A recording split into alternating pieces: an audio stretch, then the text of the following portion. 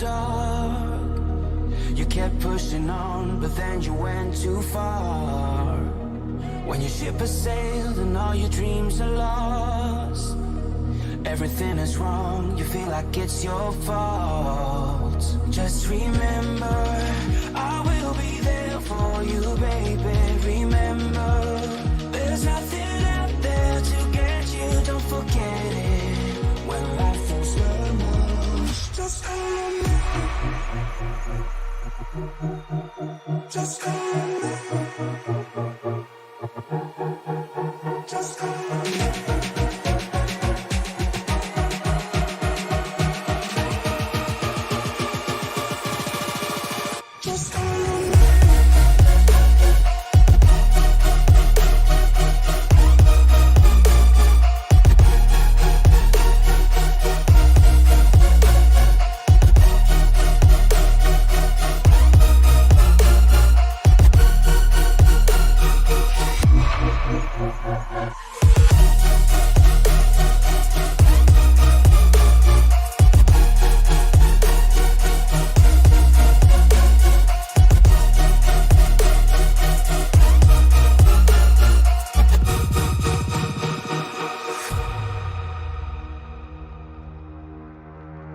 You're stronger now than you ever been. You gotta leave now, it's time to catch the wind. You will climb up high and look through the clouds, and when you're feeling low, I know you'll bounce back. Oh, and just remember, I will be there for you, baby. Remember, there's nothing out there to get you, don't forget it. When life throws lemons, just call me. Just call me. Just call me.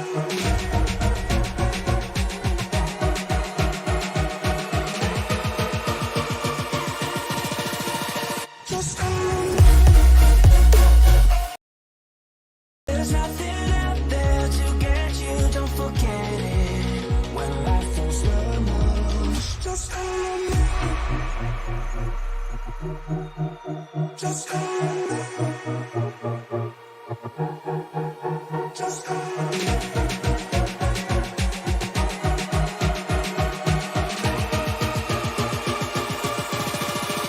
Just call me.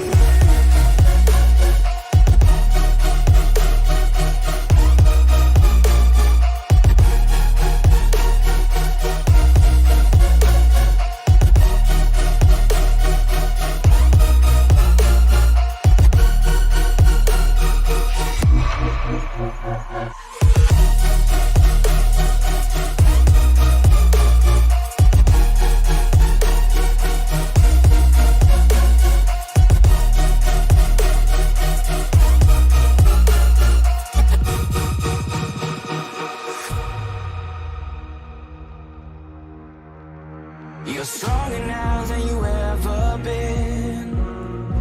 You gotta leave now, it's time to catch the wind. You will climb up high and look through the clouds, and when you're feeling low, I know you'll bounce back. Oh, and just remember, I will be there for you, baby. Remember, there's nothing out there to get you, don't forget it. When life throws lemons, just call me. Just call me. Just call me.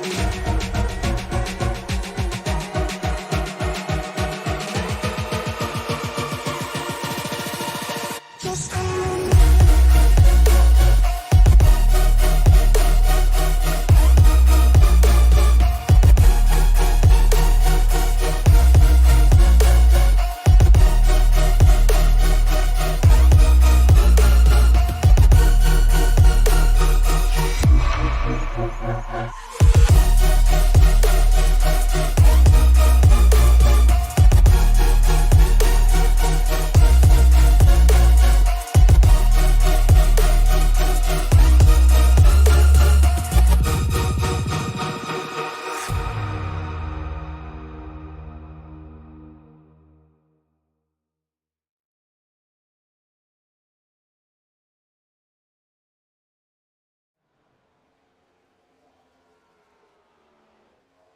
From Charlotte Motor Speedway, the Elite Performance Industries fundraising series is ready to roll around this mile-and-a-half speedway in Concord, North Carolina.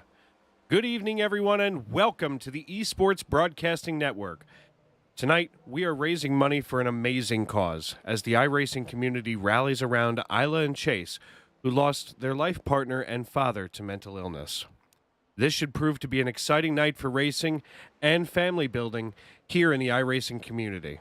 I'm Dave Regal alongside Emily Urias, and we will be with you every step of the way, from the green flag to the checkered flag on the Esports Broadcasting Network.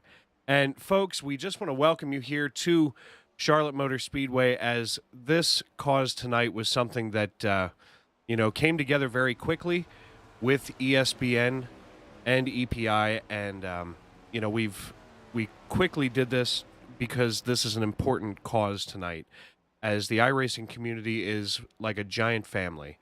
And right now, I want to turn our attention to the organizer of tonight's race, Dave Allen of the Elite Performance Industries, who would like to introduce what we're here to support this evening. Dave, it's great to have you here, and tell us about it. Well, thanks a lot, Dave. I appreciate it. I appreciate you guys coming on board last minute. So what we're doing here is every month we have a charity race for somebody in need in the iRacing community. So one of my close friends in iRacing reached out to me and said about one of his close friends passing away from mental illness, and left behind his life partner, Ayla, and their very young son, Chase. And immediately I was like, yep, that's our next candidate. We got to put something together for them. So that's why we're here. And we've done quite well to raise quite a bit of money for them. They're watching right now from home.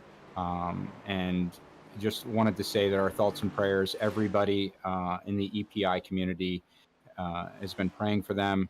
And we've come up with $1,100 to donate to their family for whatever they need in these horrible times right now.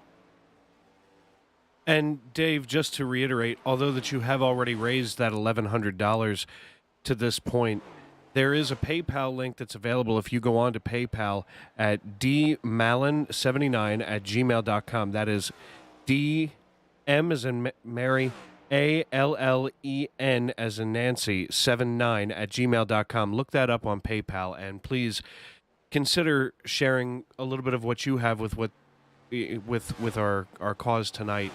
As you know, I can't imagine losing the person I love, and I can't imagine losing my father. And it's just something that really hits right in the middle of your chest, Yeah, it's every time I do one of these, I get all choked up over it, just because my dad actually is my best friend. He races on here with me.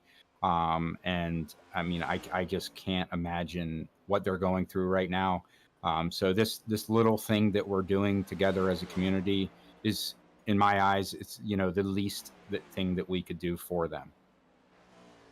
Absolutely. And we here at ESPN, myself and Emily and the entire team over at ESPN, from top to bottom, we support you in everything that you do.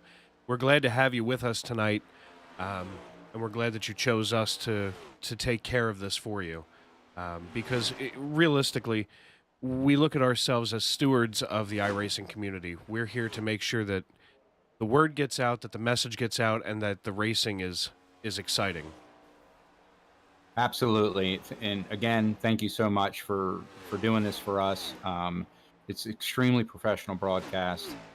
You guys could have easily said no, but you guys stepped right up to the plate, and that doesn't go unseen for sure. Absolutely. So Dave, do you have anything else that you need to share with the crowd tonight before we turn to the broadcast? I really don't have anything much other than to say I want to thank Mario Arcolani and Josh Van Manen, Sparky, for helping out with this event, and then everybody that's donated already. And you can continue to donate throughout the broadcast. We'll accept any of the funds, and I'll make sure that she receives them. All right, my friend. Well, listen, get in that car, strap yourself in, and get ready to rock and roll tonight. All right. Thanks a lot, Dave and Emily. Yes, sir. Well, Emily, here we are again together. Glad to have you in with me. This is something that I always think about and that Tony and I have talked about before, and James and John over at SRM. And, you know, iRacing is a community. They take anybody. Anybody can register. Anybody can get that membership. And, you find that groove. I know you yourself, you're over with Way She Goes Racing. That's where you and I met. And, just such a cool community. They bring you in and all of a sudden you're family after such a short period of time. And this group here with EPI, same way. We literally just started, messaging back and forth a couple of hours ago, and here we are, and my heart explodes for this cause. Oh yeah, and I mean, really, it's a great cause, seeing them coming out, being a family, working together, to make this happen for those two. I mean, it's really sad for that to happen, but the iRacing family's there for them. Absolutely. And we turn our attention now, of course, to the race itself. Now, here's the way that this is going to work, folks. There is going to be a qualifying session that's about to start any minute now, and that will determine positions in heat races. So they will have 3 laps of qualifying, and then there will be 4 15-lap heats. And they should be having a consolation race for those drivers that don't transfer over. And I will warn everybody ahead of time, iRacing Timing and Scoring and our timing and scoring program here with Sim Racing Media, we use, an overlay program. They don't always come together the way they're supposed to. So if you see positions and things not being the way that you perceive them to be, forgive us, but unfortunately I can't always force the timing around. So, like I said, we will have 3 laps of qualifying, 4 15-lap heats, and the consolation race, of course, before we transfer over to the feature, which that feature will be 100 total laps, 4 stages of 25. So, Emily, you've been around this track several times yourself. What's this track going to surprise us with? I mean, really, it's loose. And it's grippy at the same time. It depends on what line you want to run, where you want to be at. I say middle line is where you want to be at, but you also have to watch, to not push too much in the corners, as really that's the one main thing you have to be careful with here, especially in these next gens. There are a handful at this track. I mean, in the Gen 6, they're a little bit more forgiving, but with these, you got to be careful what you're doing out here. Absolutely. And something that's really interesting about this group tonight is that a vast majority of the drivers in the field tonight are primarily dirt racers. And, I personally am no good on dirt. I mean, I say that, but at the same time, it's also where I've had some pretty fair finishes. So we're about to see some guys stepping out of their normal roles, on the dirt and come over here to asphalt. And there's no better place to go than Concord, North Carolina, as we've seen so many NASCAR greats over the years. They're racing at Metrolina, and as the 99 takes it around. Actually, that should be Logan Rumsey. And it looks like we advance to the next session, so qualifying will be starting. Qualifying is going to be underway here. We will see who gets out there first. Looks like Sean Timmerman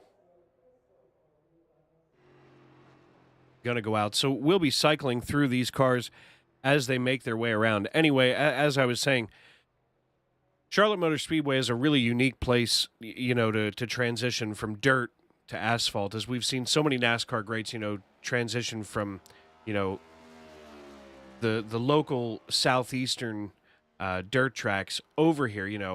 They used to get to Metrolina, of course, which is now closed. And eventually, Charlotte's the place where they wanted to be. Of course, Daytona is where we always think of being, we have to be at Daytona. But really, there are so many NASCAR teams that are based in and around Charlotte that this is where, you can get your exposure, where you can get your face and name out there. Oh, yeah, and I mean, really, this is where it goes at. I mean, really, this is where it comes to show if they're good on dirt they can do their best on asphalt. I mean, I've seen a lot of in the past where there's a lot of people from dirt moving to asphalt, and they're still really good at it. So, I mean, it's a chance we'll see some fast people out here tonight. Absolutely. And as you say, very fast tonight. Looks like, and as I'm watching, wow, I'll tell you what, the standings are definitely shifting all kinds of fast. Brian Oliver in the number 24 Chevrolet just posted a 30.56. And now Robert Lawrence at a 30.4. So drivers definitely getting sped up here, especially once they hit that third lap. Oh yeah, and I mean, really, 3 laps to do it. Normally we see 2 laps qualifying for it, but for here we see 3 laps, so that gives them an extra lap to try to put the fastest time down. And allows them to figure out what line to run. And, you know, what line to run and what line to move to gain that speed. As the fastest lap so far is Brandon Parks with a 31.53 out here, which to me that's a really fast lap. As Sean Timmerman runs a 30.114. Absolutely. And now it looks basically like qualifying has wrapped up. It looks like qualifying has pretty much wrapped up here, as most of the drivers have gotten themselves all settled in. We do want to take a look, of course, at our race conditions tonight, as things are going to be turning up slightly. Oh yeah, and I mean right now the track temp looks like it's 81 Fahrenheit, so 81 degrees, I guess. So With I that mean, outdoor ambient air temperature of 78, I mean, here we are. Do you think that track is going to tighten up at all? I mean, really, it depends. Right now, 81 degrees. I say that's pretty grippy out there. But if it goes any lower, it's going to be really grippy, and it's also a chance for it could tighten up. I mean, even on the first couple of laps, it tightens up really fast. So it's really all about throttle control coming out of turn 3 and 4, and just working your way around this track. As in these next gens, it really is a handful. Absolutely. And of course, boogieing around this track is never an easy task, but I know that plenty of drivers able to do it, as it appears now. It's like Alex Bergeron laying down his third lap, wrapping it up there. Right now in 26th on the leaderboard. Of course, tonight we have 41 drivers already to this point this evening. So, definitely going to be a full field as everybody settles in. One thing that I do want to note to you is, if you're watching on YouTube, feel free to subscribe and turn on those bell notifications for Sim Racing Media and ESPN, as we are usually here 6 nights a week, from Sunday through Friday. Usually Saturdays, not so much. But we are glad to have you in tonight. Give us a shout in the live chat. Let us know who you're pulling for tonight. No problem, Fritch. We appreciate you for tuning in. And thank you, Jonathan Leach. We work so hard, and we make sure that we're out there for you. So make sure that you guys give us a shout, give us a like. It really helps with the algorithm. And it appears now that qualifying has concluded. So, first heat.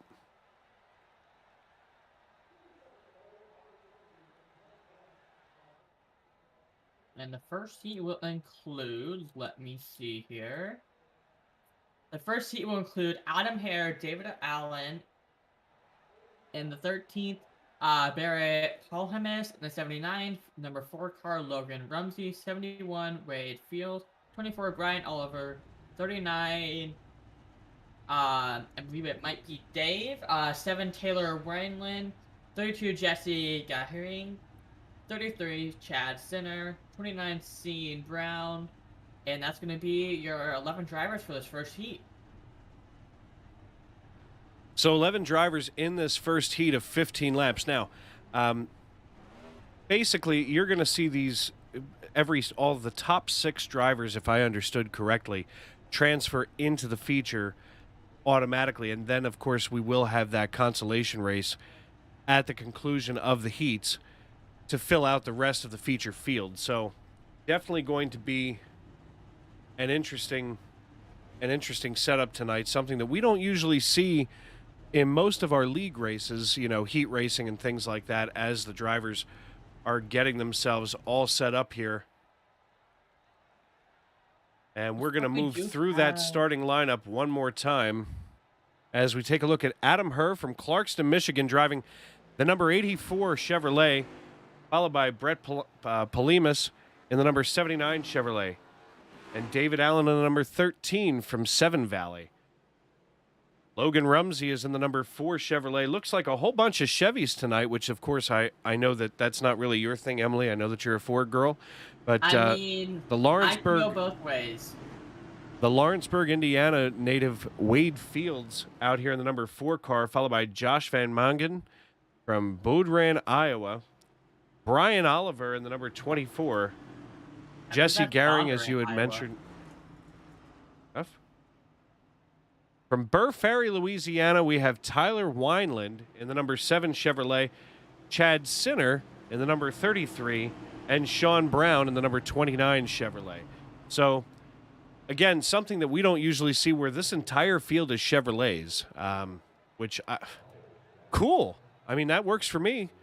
Definitely going to make things interesting aerodynamically, as these cars are going to be shaped exactly the same. And we are looking at the NASCAR next-gen cars. But right now, grab some popcorn, call your friends, settle in. We are about to have green flag racing from Charlotte Motor Speedway in heat number 1. And the 84 takes it off, has a really huge gap on everybody else. I mean, that gap is humongous on them, and just pushing from them. That shows that this guy probably put some lap times out here before this race started, with a almost half-second gap leading the field. And, I mean, really? Ooh, and we have a car head on into the wall back there. And right now, still staying green at the moment, with 10 laps to go, as Chad Sinner had gone into the wall. We will take a look at that real quick and see exactly what happened. My guess, more than likely, is cold tires, and just getting loose out of turn 2. And that's something that does happen quite frequently, especially on cold tires here, as we do have a new race leader in Barrett Polimas in the number 79 Elite Chevrolet, and he has now passed Adam Herr, who had the early lead here. Logan Rumsey running in third position right now loses it, goes down through the infield, hops across, manages not to hit another driver. He does do a heck of a job holding on to those brakes, don't you think, Emily? Oh, yeah, and I actually don't think there is cautions for these heats, so I believe it's just wherever you finished at is where you finished at, so you got to be careful to not push up, as I've seen the 84, which he did drop back because he did push up and touch that wall. Absolutely. So, excellent control there from Logan Rumsey and Chad Sinner, as other people were not affected in that. But right now, kind of focused here on the 84, as he is chasing down Barrett Polimas for that top spot in this heat. Of course, one thing to keep in mind is that once you've secured that anything above that 6th position, you're basically locked in, so no reason to race like crazy. But that being said, when you're here in 7th position, kind of on a bubble, and you just want to make it to the feature, this is definitely where you want to be. As we are now 6 laps from the end of heat number 1, it looks like Jesse Garing has gone off track here. We'll take a look here from the chase camera behind Jesse, and Jesse just overdrives it coming out of turn 4. And it's that hump there that gets a lot of drivers, I see. Yeah, definitely something, that hump there, and of course it kind of reminds me a little bit of Talladega. If you're down there on that inside line, that transition is always just enough to upset the car. Oh, yeah, and I mean, really, that's what we've seen a lot from a couple drivers that spun out and sadly had to take it back to the pit and put it on the hull. But now with 5 laps to go, Barrett Polimas has gotten himself into a nice, comfortable position here atop the leaderboard. And pretty good distance between himself and Adam Herr, as Adam Herr is behind him by just over 1 second. Right now, looks like the closest distance we have is Wade Fields to David Allen in the number 13 Chevrolet.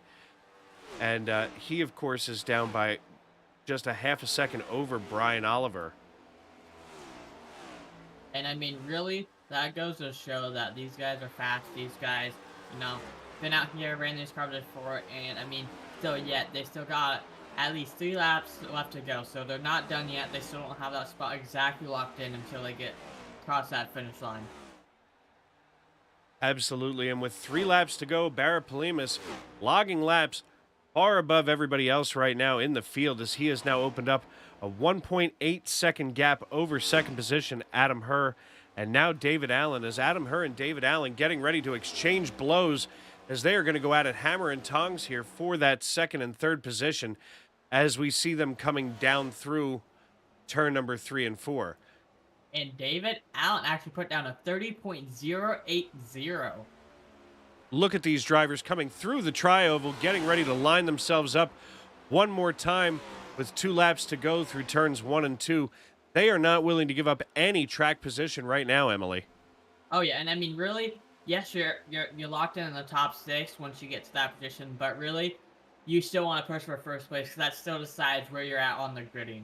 As you know, the more you move up there, that determines, I believe, on the outside or inside line where you are at. Oh, I absolutely agree. And here we are with the white flag in the air. It looks like Barrett Polimas is going to run away with this one.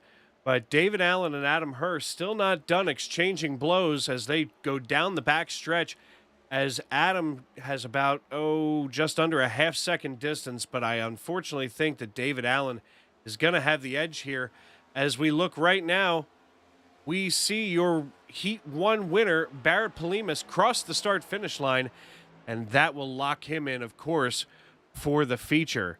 So, folks, you're about to see your screens do all kinds of crazy things here as we get settled in for Heat number 2. And I mean, really, that car finishing with a 2-second gap is amazing. You know, one of the things that I always have to find interesting here is that these drivers have come from all corners of the country, and they're here for a common cause. You know, we're here for Ayla and Chase and raising money for them, and of course, EPI has managed to raise over $1,100 for these two, and there is a PayPal link available. It's for dmallen, DMALLEN 79 at gmail.com. Look that up over on PayPal, and considering supporting Ayla and Chase, sorry. Every now and then I get a little choked up thinking about what they're going through. And right now we're going to take a look at the starting lineup for Heat number 2 as Brandon Parks rolls them off. Hey, look, there's something that's not a Chevrolet in here.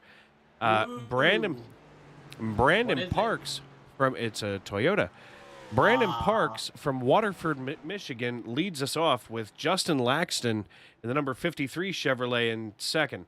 Robert Lorenz on the inside of row 2, from Quezon, Minnesota, in the number 42 Chevrolet. Jacob Reeves in the number 22 is on the outside of row 2, with Jason Randolph from Des Moines, Iowa, in the number 47. Your first Toyota this evening, the number 38, driven by Chuck Sowers, with Jimmy Barr on his outside.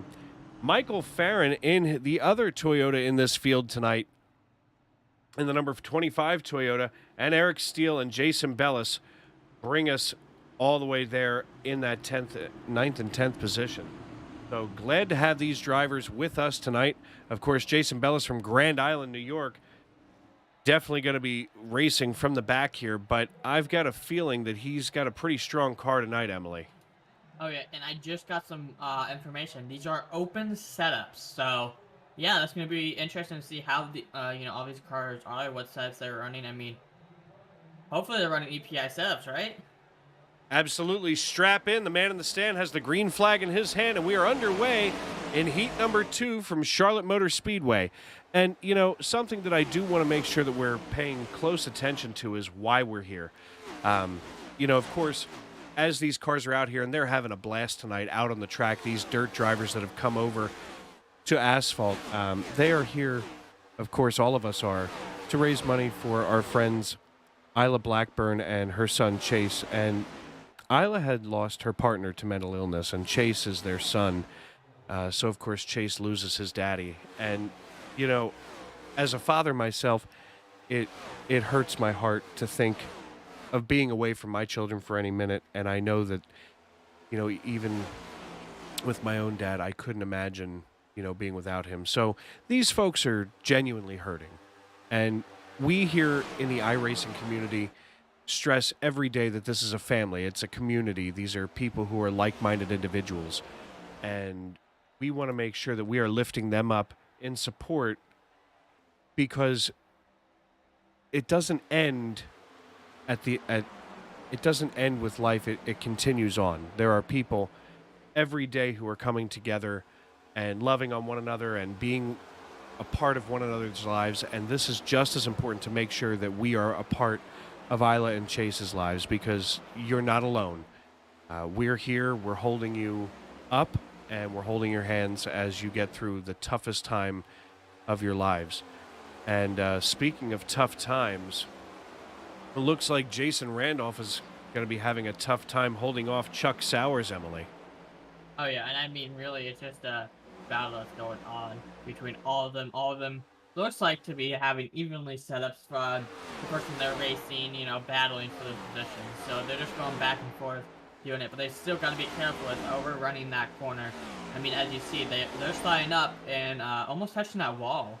So that's one thing they got to be careful with, these 10 laps, is to not touch that wall. As if you touch that wall, especially coming out of turn 4 and over that hump, you're going straight into the infield wall or even that outside wall. So that's something you got to be careful in these cars. Well, and of course, when you talk about touching that wall, that's something that's indicative of the skill of a dirt track driver, as they're used to being able to sling that all the way out there, carry that momentum, and keep that speed up on the dirt. But here, definitely a different surface between dirt and asphalt, as these cars are going to be gripping up a lot more than you would ever see on dirt. So, I'm sure that we're going to see some really interesting driving as we're here with 5 laps to go. Justin Laxton out front with Brandon Parks running in second and Jacob B. Reeves in third. These 3 drivers right now are setting the pace for the rest of the field. And now we've brought in a 4th with Robert Lorenz in the number 42 Chevrolet. And right now you can just see these 4 cars all lined up single file. And right now, just kind of looking for any kind of space, any kind of room on the track. It's impressive that they have pulled away now from the rest of the field by about 2.5 seconds. Oh yeah, and I mean, really, just looking at it, right now, just looking at how the times are exactly, they have even setups they're pushing, they're getting drafts, so it really comes down to if one makes a mistake, one doesn't. That's what it comes down to, these top 6 drivers. Absolutely. And one of the... Go ahead. And with Jacob Reeves actually running a 30.032, so he is looking like the fastest one out here so far, running faster times in the whole field right now. So that's definitely going to be some competition between the top 2 drivers. So be on the lookout. Ooh, and the 20... What? 20... What number is that?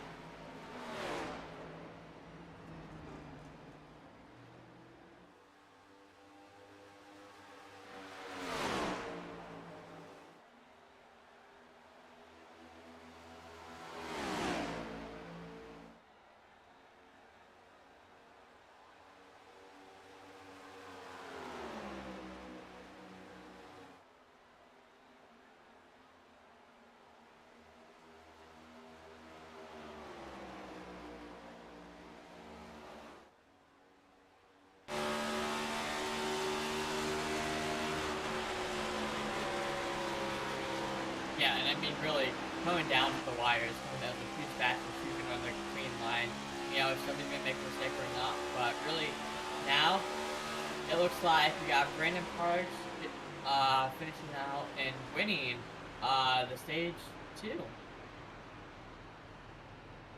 Absolutely. And so the results of this heat are Brandon Parks, Jacob Reeves, Robert Lorenz, Jason Randolphs, Chuck Sowers, Michael Farron, Justin Laxton, Eric Steele, Jason Bellis, and Jimmy Barr.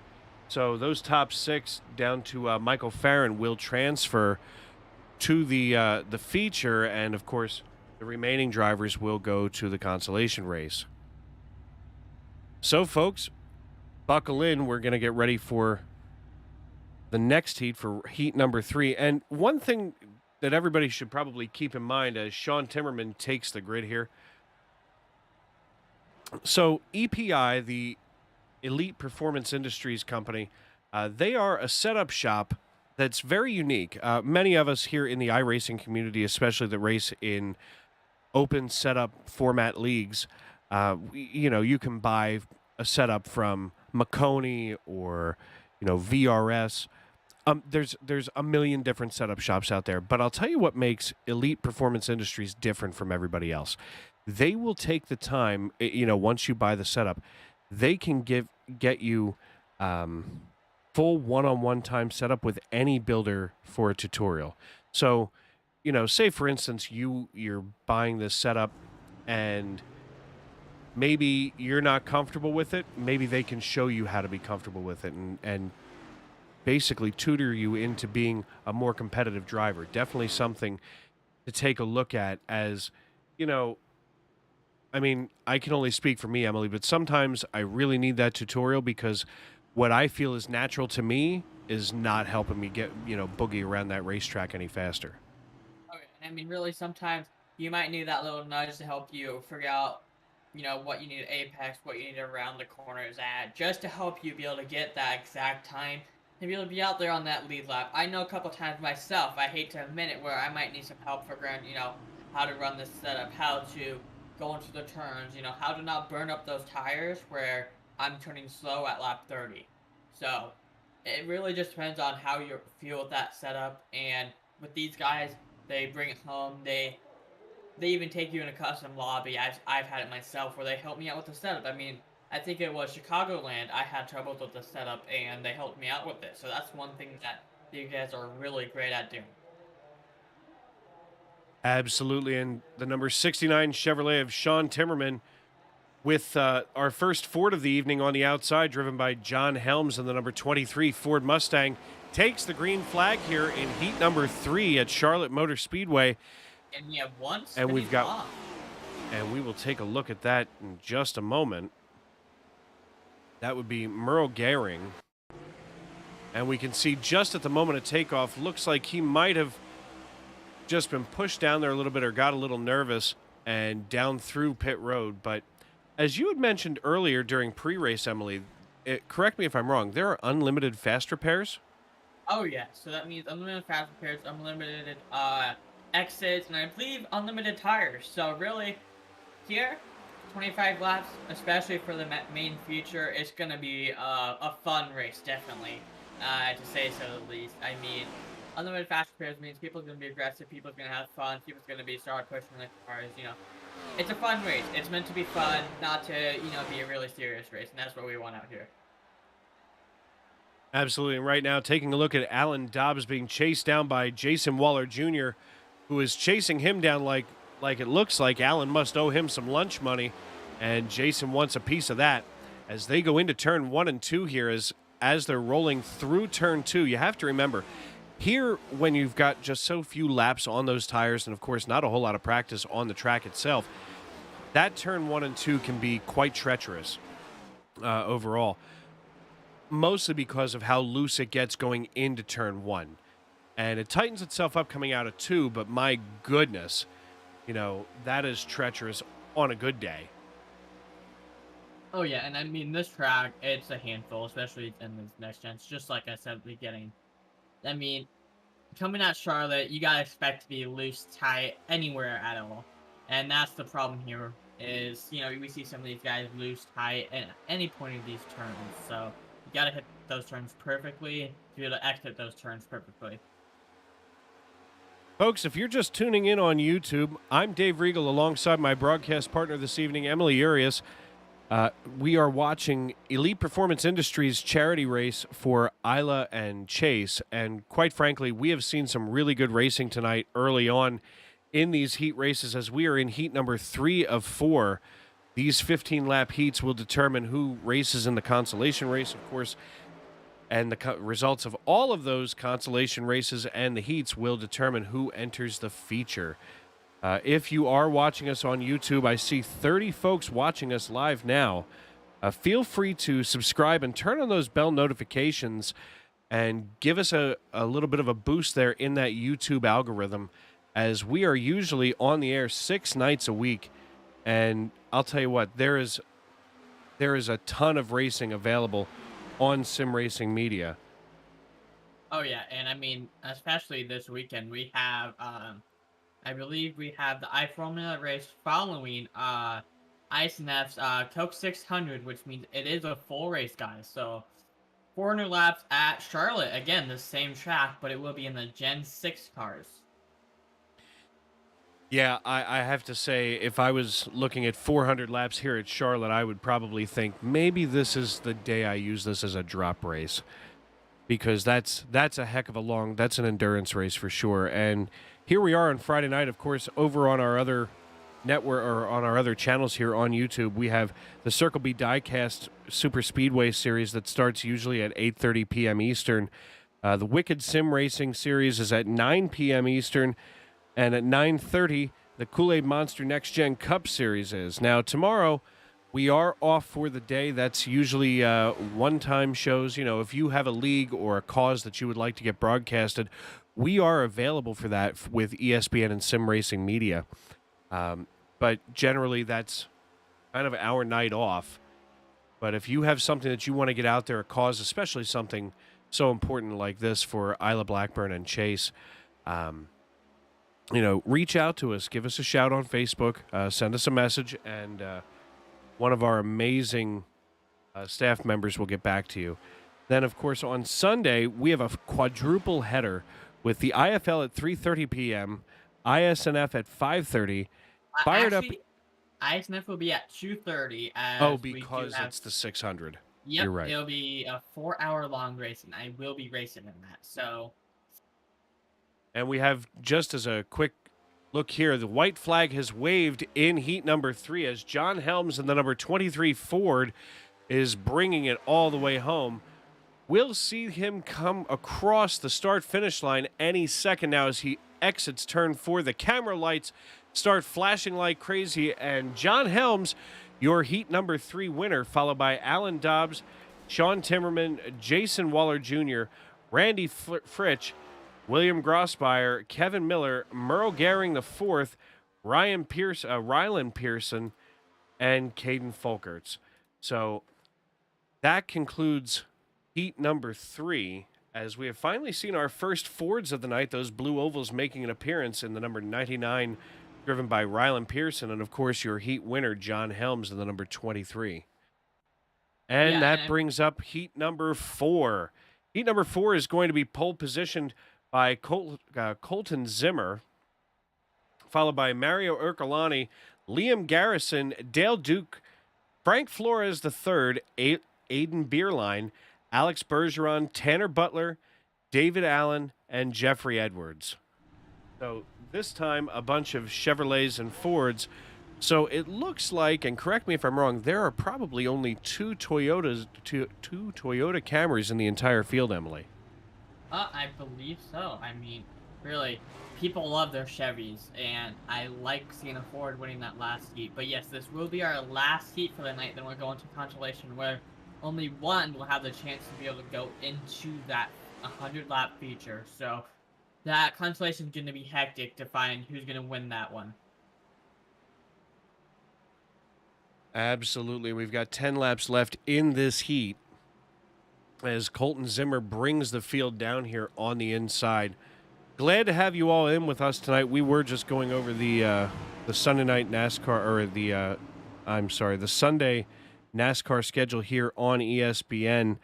And, like I said before, very busy, as ISNF is actually being moved from 5:30 to 2:30 to allow enough time for that Coke 600. Then, of course, the Fired Up Esports League at 7:30 p.m. And your nightcap is Davis Brothers Roofing Sunday Night NASCAR Cup Series in prime time at 8:30 p.m.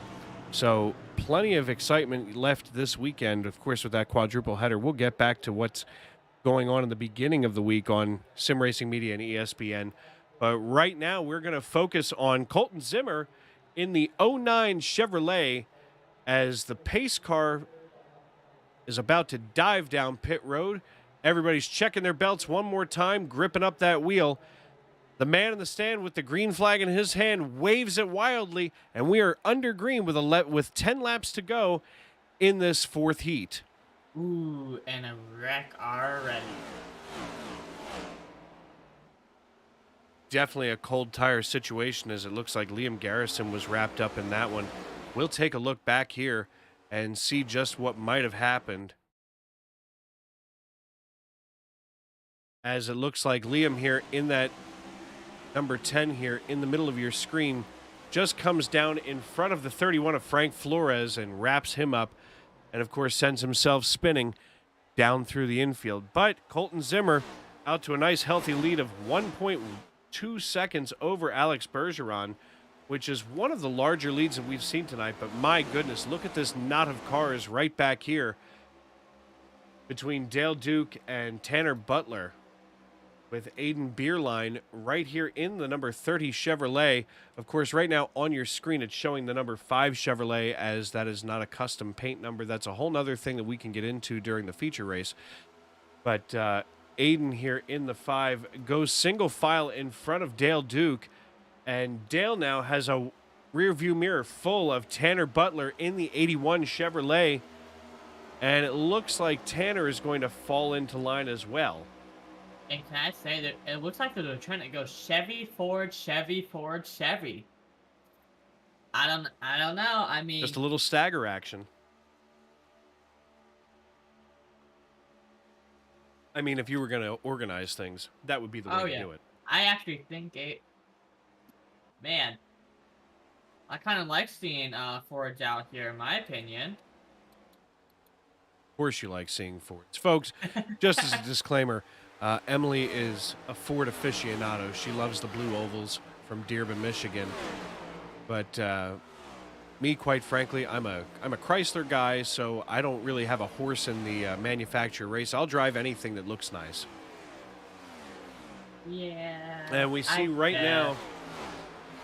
right now Frank Flores with Jeffrey Edwards in the number 21 Chevrolet here in the middle between Mario Francolani and Frank Flores. So Jeff in the middle of this mess here, working his way down the backstretch into turn 3 with 6 laps to go, now being chased down by Mario Ercolani in the number 41 Chevrolet. These drivers come back into the front stretch. Ooh. Wow, as Ercolani gets himself into the wall and now has to kind of collect himself and get back on pace with 5 laps to go now. Again, that's what I was talking about, hitting that hump, getting loose there. You get loose there, you go into that wall. Again, that comes back to what I said earlier. You got to be careful coming off turn 4 with that hump. So, yeah, I mean, that's probably going to be sending him to the Consolation tonight. Hopefully he can gain it back and work his butt out there to be able to get into that spot to be able to come out to that feature tonight. Again, a 100-lap feature. Every 25 laps, we will have a stage caution. And as we still have the 09 leading this race with about a 1.5 second gap, that shows you how fast these guys are out here. I mean, they're pretty spaced out today, so that shows you that everybody has a different setup today, trying it out, working it out, and just having a great time here tonight.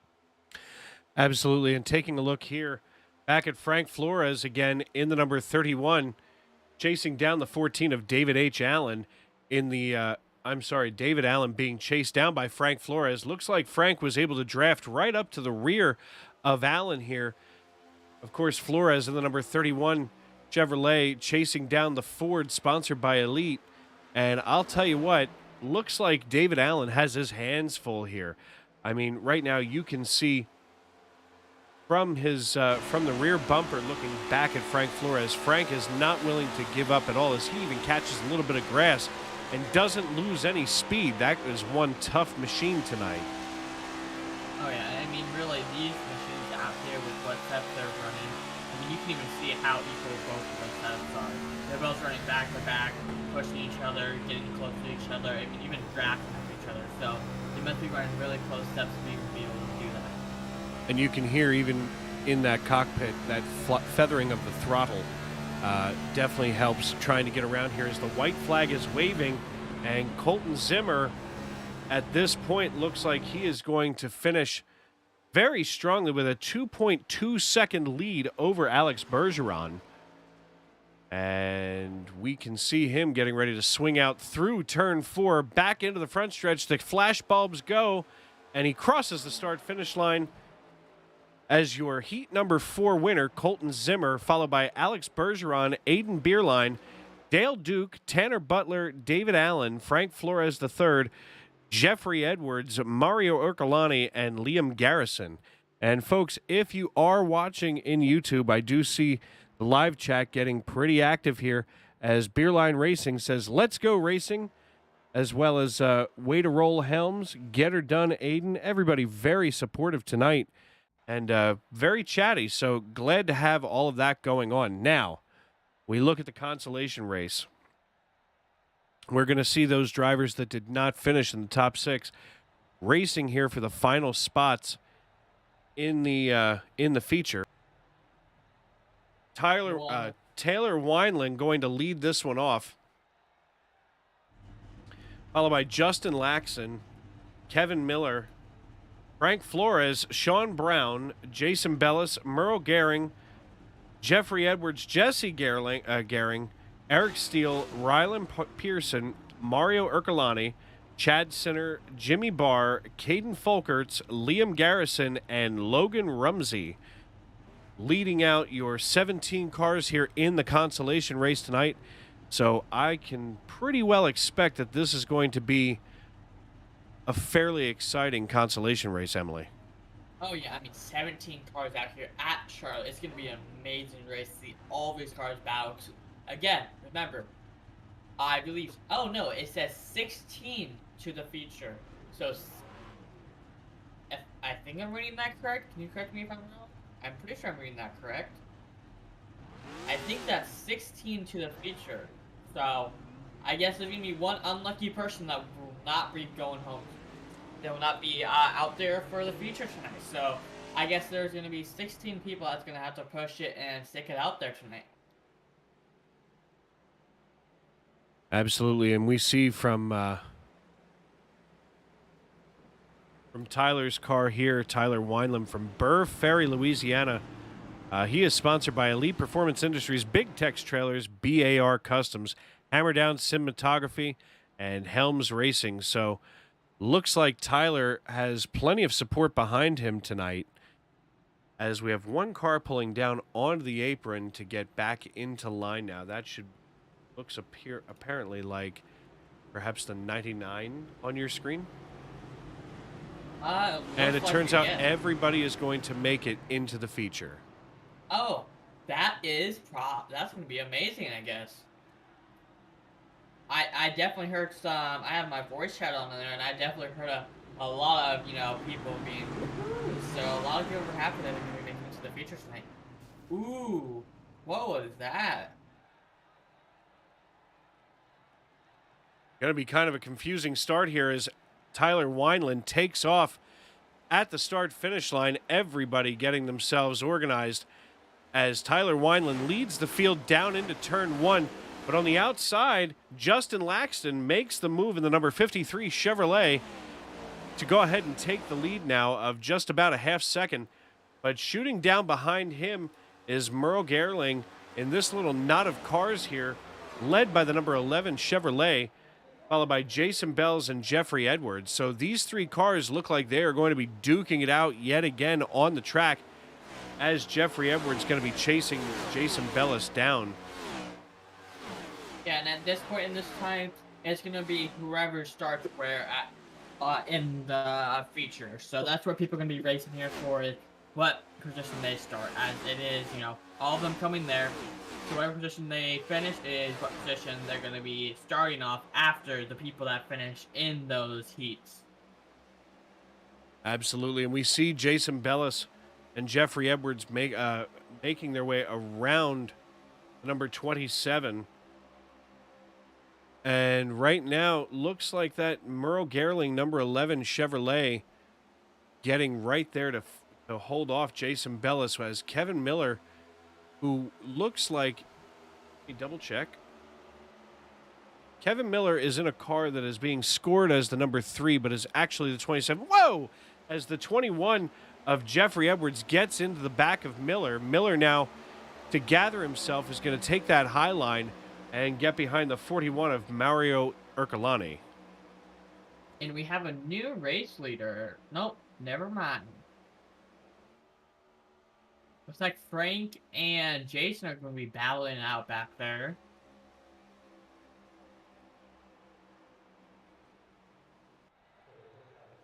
And while these drivers are going at it hammer and tongs right now, with just 12 laps to go, here we have number 21, Jeffrey Edwards, on the inside with that iRacing.com paint scheme. And he has gotten himself around the 41 of Mario Ercolani one more time here. And now Jason Bellis being chased down by a half second by Merle Gehring in the number 11 Chevrolet, as the two of them are after Frank Flores. But I have to be honest, at this stage in this consolation race, it appears like Justin Laxton going to be your winning. I do see that Liam Garrison had himself a little dust up back here. We'll run this back and take a look. My goodness, that's a mess. Yes, Here we are coming into the tri-oval. Looks like Liam gets himself settled, but then the 3 car of Kevin Miller comes down and just completely sends him for a spin. That's a massive hit right there. Yeah, I mean, he's leading the field strong with a 2.6 second gap on second place. So that just shows how fast his setup is tonight. Absolutely. And folks, if you're just joining us, you are watching the Elite Performance Industries fundraising race tonight. We are here to support Ayla Blackburn, who had lost her life partner, and of course their child also, Chase, who now has lost his daddy, which really just, cuts me to the core. But we've raised over $1,100 so far tonight, and the giving tree is never closed here with EPI, as there is a PayPal email that you folks can reach out to tonight. That is dmallen79@gmail.com. DMALLEN79@gmail.com is the PayPal recipient that you can choose if you would like to donate to this cause that has already raised over $1,100. And I mean, I realize that that's a really healthy amount of money, but nothing can ever replace losing the person that you love or your father.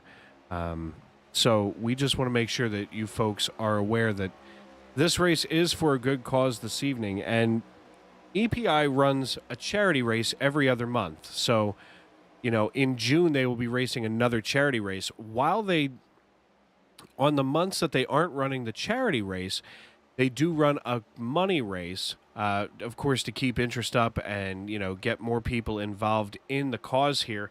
As we see Mario Ercolani working alongside the 5 car that has already got some damage on it tonight. Of course, it appears Jeffrey Edwards has fallen back into 5th position, but plenty comfortable. Wow, as he splits the 11 pretty easily. Oh yeah, and I mean, really out here, it's gonna be amazing to see.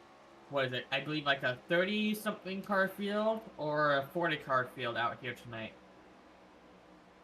It should be just over 40 if everything stays the way that it was before the race began, before the event began. And folks, if you are tuning in on YouTube, as we've mentioned, give us a shout in that live chat, as Tony Butler says, "Way to go, Tanner Butler." And Kevin Miller said, "I done boofed the wall." So Kevin Miller, listen, you'll get another shot to get out here, as that feature race coming up now in just over 4 laps, as Justin Laxton has control of the consolation race with a 3.76 gap over Frank Flores. And Emily, that's got to be the biggest gap of the night from first to second. Oh yeah, I believe that's the biggest one we've actually had so far tonight. So that just shows you from what setup he's running and from what everybody else is running is that he's the fastest car out here for at least this Consolation. I don't know about the rest of them, but tonight he is putting in the work to be out there on top. And you talk about the work, and a lot of the work is put in by the setup builders over at Elite Performance Industries and our sponsor, Jones Racing Setups, here with ESPN and Sim Racing Media. Elite Performance Industries is very unique, though, in what they do, as we were talking in pre-race with Dave over there. And one of the interesting things is that they take the time out of their day, to have some one-on-one time for tutoring and getting a little bit better with their setups with any driver that's purchased a setup. So, they make sure that maybe they can tailor that setup a little bit closer to you or teach you something that you aren't seeing from your own cockpit as far as your driving style with these setups. Justin Laxton now with a 3.82 second gap, Emily. Oh yeah, I mean that's just astonishing to see how much he's pulling away from them. I mean, really running consistent 30.8s. I mean, he's running about what everybody else is running in the top three. Looking like Mario's running still 30.6s, so he is two tenths faster than the top two people. But I doubt he'll be able to catch him, as that 53 car does bring home this win for the Consolation. Absolutely, and of course in the Consolation Race, looks like it's going to be Justin Laxton, Frank Flores, Mario Ercolani, Jeffrey Edwards, Logan Rumsey, Merle Gehring, Jesse Gehring, Jimmy Barr, Taylor Wineland, Liam Garrison, Rylan Pearson, Jason Bellis, Chad Sinner, Kevin Miller, Sean Brown, Caden Folkerts, and Eric Steele. And while the league gets ready to rock and roll here for the feature, we will have a few moments of warm-up. And while they're warming up, we will step aside and hear from our sponsors.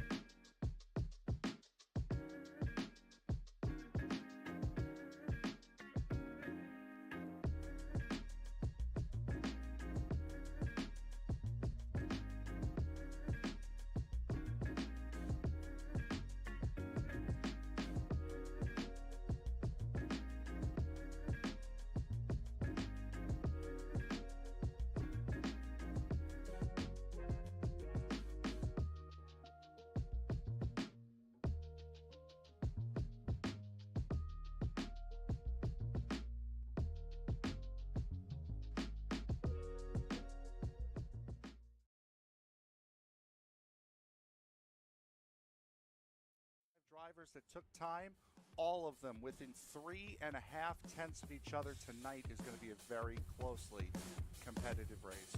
As the field works its way out of the 3-4 complex, the only thing that's left to say is wipe the visor, adjust the 5-point safety harness, because race fans, it's showtime!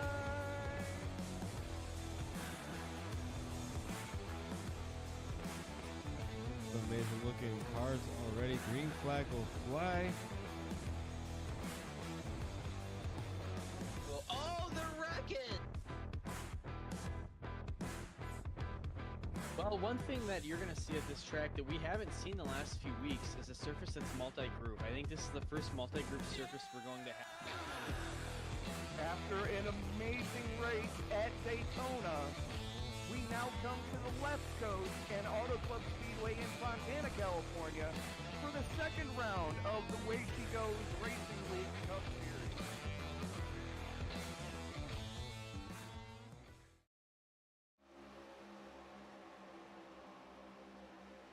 Welcome back to Charlotte Motor Speedway.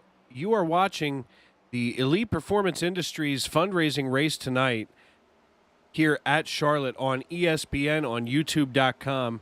I'm Dave Regal alongside Emily Urias. And, Emily, we have a really good cause that we're raising funds for tonight in the sense that Ayla Blackburn had lost her life partner to mental illness just a short time ago. And, of course, they had a young son named Chase as well. And, we've raised $1,100 tonight for Ayla and Chase.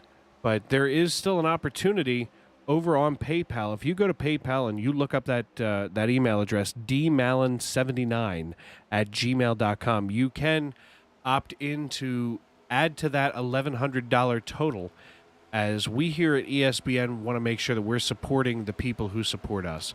iRacing.com, the server itself is a community, and the community is open to everybody. Doesn't matter who you are, where you come from, what you look like.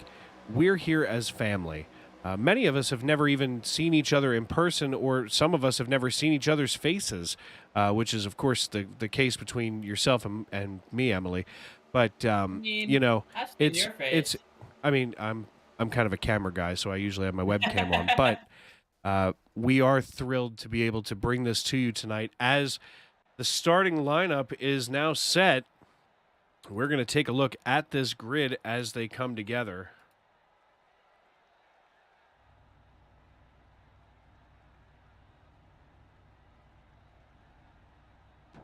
And tonight's grid, we aren't going to be able to show that easily because, of course, everything was set by 4 heats and a consolation race.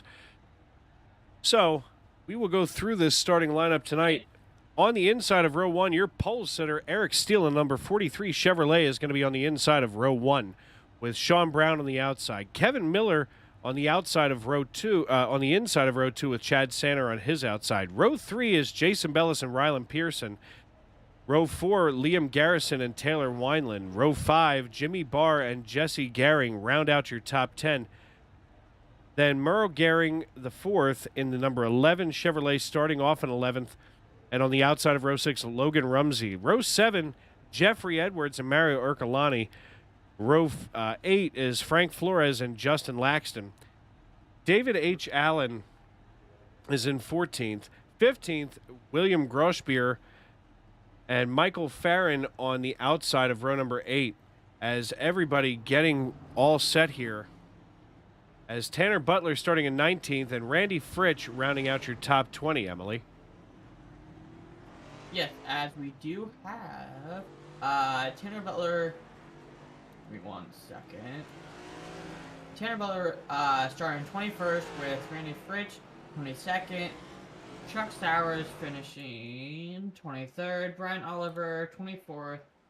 Dale Duke, 25th. 26th, Jason Waller in the 35 machine. Jason Randolph in the 47 machine. Wade Fields in the 71 machine. And 28th. Aiden Fireland in the 30 machine. Currently sitting 29th on the field. Sean Timmerman sitting 30th on the field in the 69 machine. Robert Lawrence in the number 42 car, finishing 31st on the field. Adam Hare in the number 84, 32nd on the field. Number 27, Alex A. Bergen, 33rd. Alan Bobs, 40 car in the 33 spot. Jacob E. Reeves, number 22, finishing in 35th. 36th, David Allen. 37th, Colton Zimmerman. 38th, John Helms. Brendan Perch in 39th. And in your final 40th spot, Barrett Holmes. So that runs out the whole field tonight, guys. 40 cars going to be racing to see who can bring this home tonight for 100 laps. Absolutely. And, I have to tell you, 40 cars out here supporting this cause is something to be absolutely proud of. Of course, our good friends over at EPI have worked tirelessly to organize this race. And, just glad that Dave Allen and Josh Van Manen were able to get everything under control as they sit in race control tonight. watching everything from the green flag to the checkered flag alongside of us. Of course, they're making sure that if there are any problems out on the track, that can be sorted out, as right now it looks like we are still sorting the field.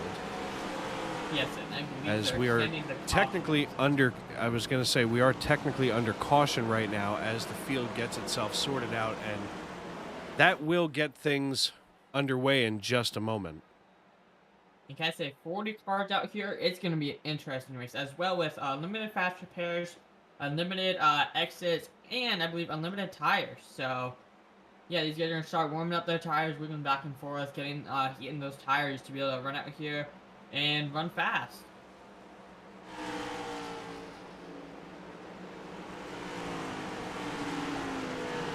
Alright, and I believe they are going green this lap.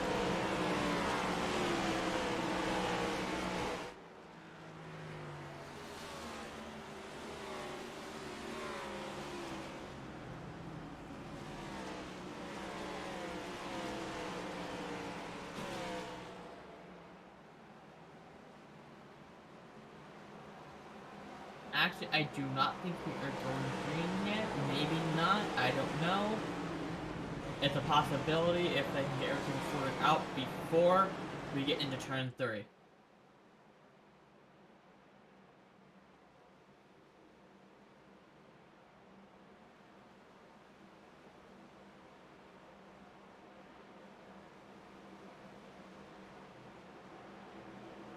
And we see Chad Sinner here in the number 33 with now technically the 3 car of Kevin Miller on his inside, as this has definitely shifted the starting grid.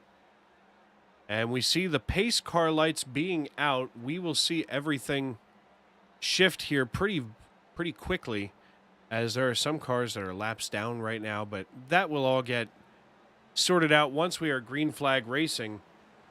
But for now, Yeah. Chad Sinner and Kevin Miller going to be getting things ready to rock and roll here as the green flag waves finally at Charlotte Pretty Motor wide Speedway. in the back. And we are 3 wide in the back already. My goodness, this is going to be that kind of a race, isn't it? And we've got the And- 33 into the wall already, wrapping the 5 and about 6 other cars together. This is a mess of a beginning here. That, I mean, that has to be at least 15 cars there.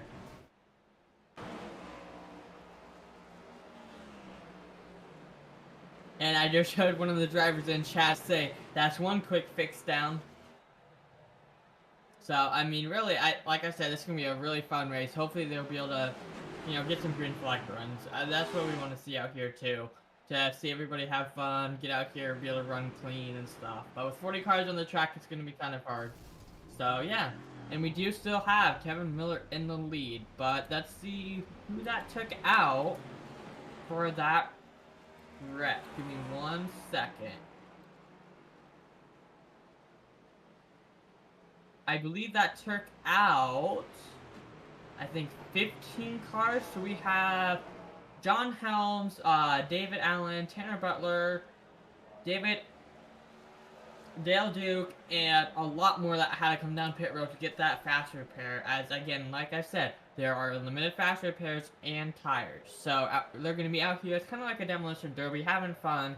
And really, that's what this race is about. It's not about being serious and all of that stuff. It's for a great cause, and that's what we're out here for.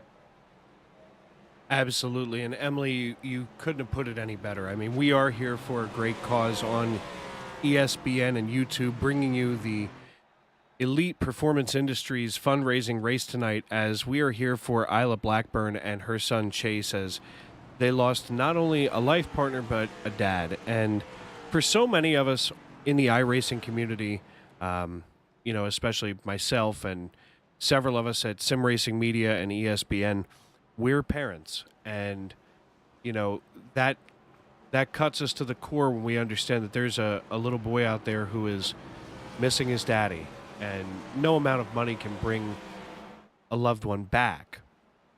But at the same time, we as a community can lift them up and do some good in the world. Sometimes I think we get a little bit too narrow-minded and we focus way too much on the racing and forget that people are real. The cars and the tracks may be virtual, but the people who drive the cars and race around the tracks are real people with real problems, I shouldn't say problems, but real, situations to go with in life. So, make sure that you're always checking on your brothers, your sisters, your family, you know, especially when they're in mental health crisis, as is what robbed Chase and Ayla Blackburn of their loved one. So we are very sorry for their loss, and we do care about them. We do love them, and we are there for them. And in the YouTube live chat right now, Beerline Racing says, "Good luck to all the drivers," and of course, obviously, must have been watching that beginning wreck that just went with, wow. Yeah, I mean, that was a huge wreck. I believe that took out 15 cars minimum, I believe. That was, I believe, the big one. Kind of like Talladega. I cannot speak tonight. Talladega. There we go. But yeah, I mean, that's a big one here. People got to be careful. Cold tires first couple of laps. They got to run it slow. Then they can start pushing around 5 laps in those tires.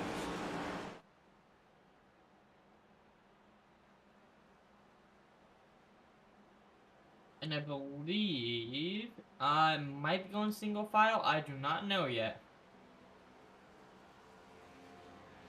I would be more than willing to assume that we should be single file here on the restart, but right now pace car lights are still on, so NASCAR has not made the decision yet on how we're going to restart.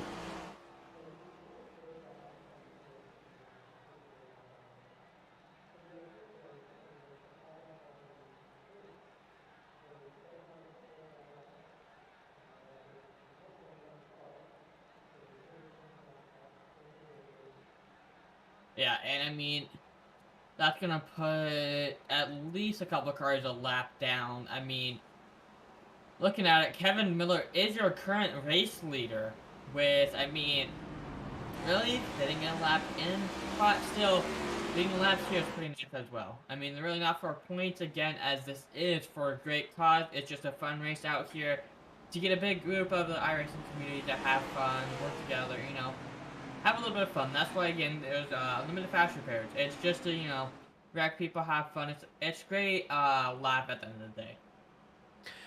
Absolutely. And once the drivers get themselves settled in here on the racetrack, we'll start to see longer green flag runs. As we've mentioned several times, these are primarily dirt drivers that have come to the asphalt for this fundraiser tonight.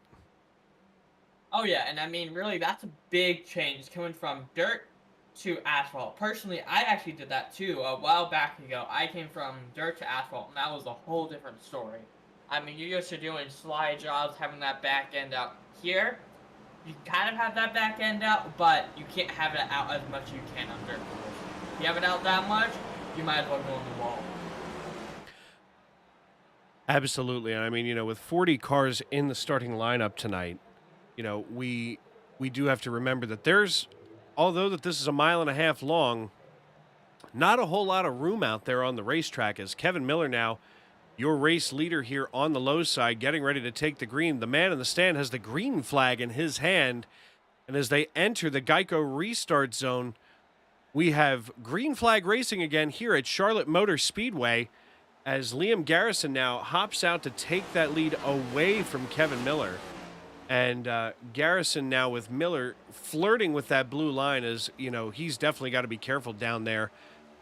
And caution is out again on lap number 6. There. It looks like that's a huge wreck back there as well. We're going to take a look right now and see what it looks like.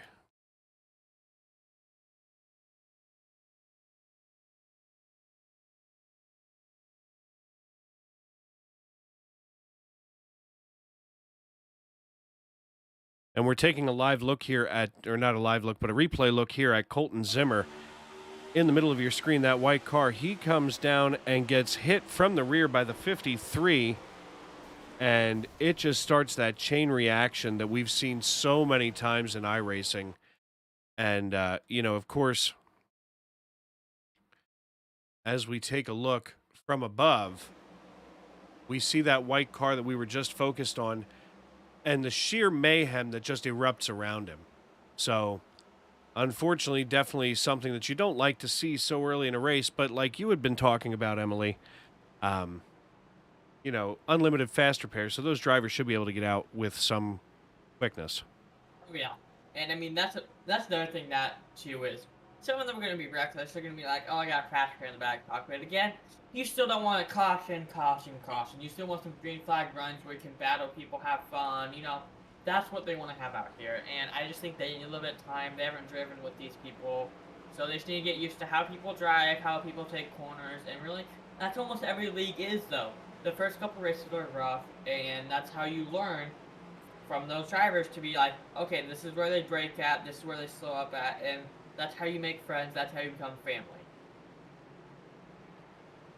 Absolutely. And early on in a race on a track like Charlotte, I mean, right now you're still trying to feel things out. And I mean, even for those of us that are, well experienced in asphalt racing, when you're coming here trying to get through that field that first time, here we are 8 laps in of 100. Everybody's just kind of feeling themselves out. There's nothing to be worried about. Nothing to see here, folks. Just some good racing. Just something a little bit different from what many of these drivers are used to seeing. But for now, we will take a look here at Liam Garrison in the number 10 car. And Liam, of course, sitting here atop the pile, followed by Kevin Miller, who, although that his car is painted with the number 27, he's being scored as the number 3 car. Rylan Pearson in the number 99 from Dallas, Texas. Listen, I'm gonna see if I can get a hold of him, because I happen to be a fan of a group of people from Dallas. They wear white and blue jerseys, silver helmets, blue stars on the side of those helmets. So, I mean, maybe he's got a line on some Cowboys tickets. Sean Timmerman in the number 69 Chevrolet, followed by Jimmy Barr in the number 6 from Danville, PA. So, Jimmy Barr has just become my horse in this race. Danville, Pennsylvania, home to Geisinger Healthcare. A friend of mine had actually just had a baby up there at Geisinger in Danville. So glad to welcome Herbert Joseph Zangari into the world. But anyway, just kind of interesting. Talk about a small world when there's not really much else up in there in Danville. So, well, glad to have Jimmy Barr here in the top 5. You have a chance want to do a turn it up for this restart? I absolutely do. And once those pace car lights go out, we will drop the camera down and we will take a look there at these beautiful cars and their paint schemes. Oh yeah, and I mean all these cars out here have a beautiful paint scheme showing that EPI, logo. That tells you that a lot of these guys out here run EPI setups. I mean, running that logo, getting that sponsor out here, I mean, that just shows how dedicated they are to that setup shop. Absolutely. And this time by, we should see the pace car lights turn out here after that initial wreck that had caused this little bit of a mayhem situation here. And we will see the cars go double file. We have biggest mover up 26 spots, Sean Timmerman. Well, 26 spots from 30th to 4th. I'd say that's a good night. I mean, especially from the short green flag runs we've had. I mean, that shows that he's been sending it up there. I mean, not gonna lie, that's pretty good.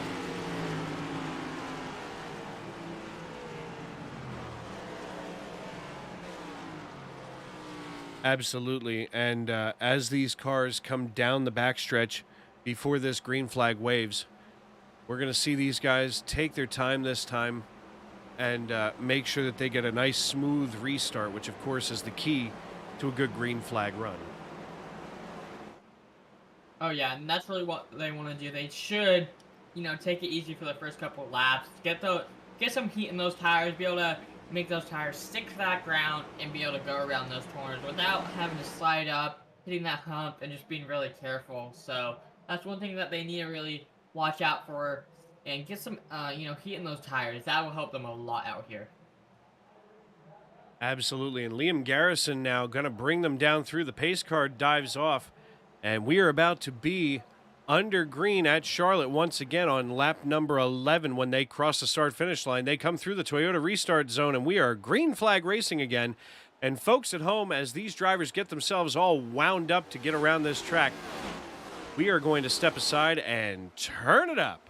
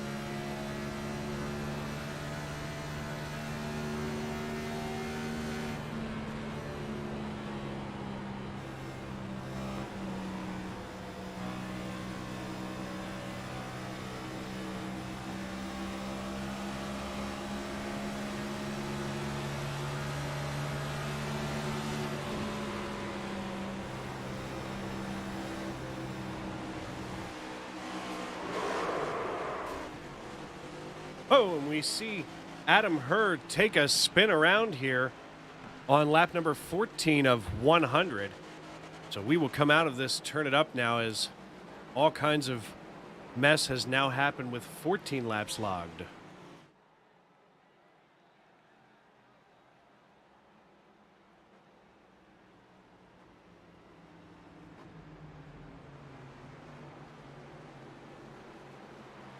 And right now, folks, looking for where that wreck occurred so we can try to find an appropriate replay. And it just appears, here we are.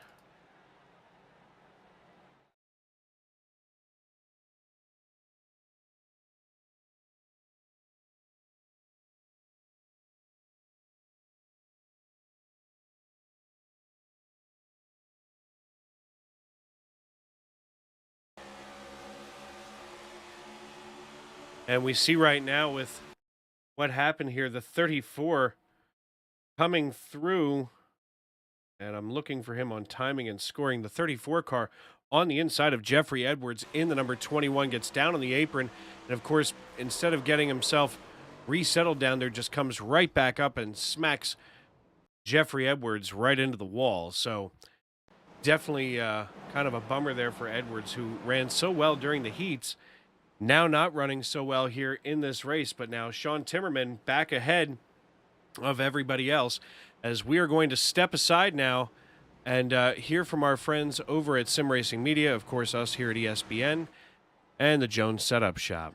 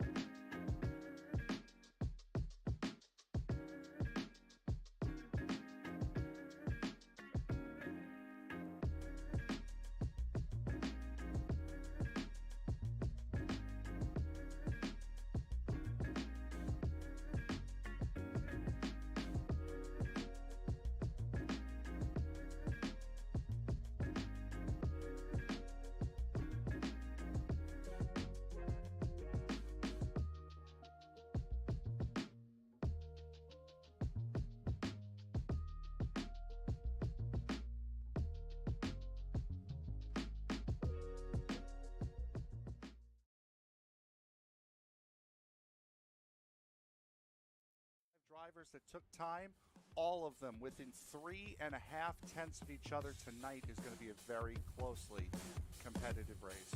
As the field works its way out of the 3-4 complex, the only thing it's left to say is wipe the visor, adjust the 5-point safety harness, because race fans, it's showtime!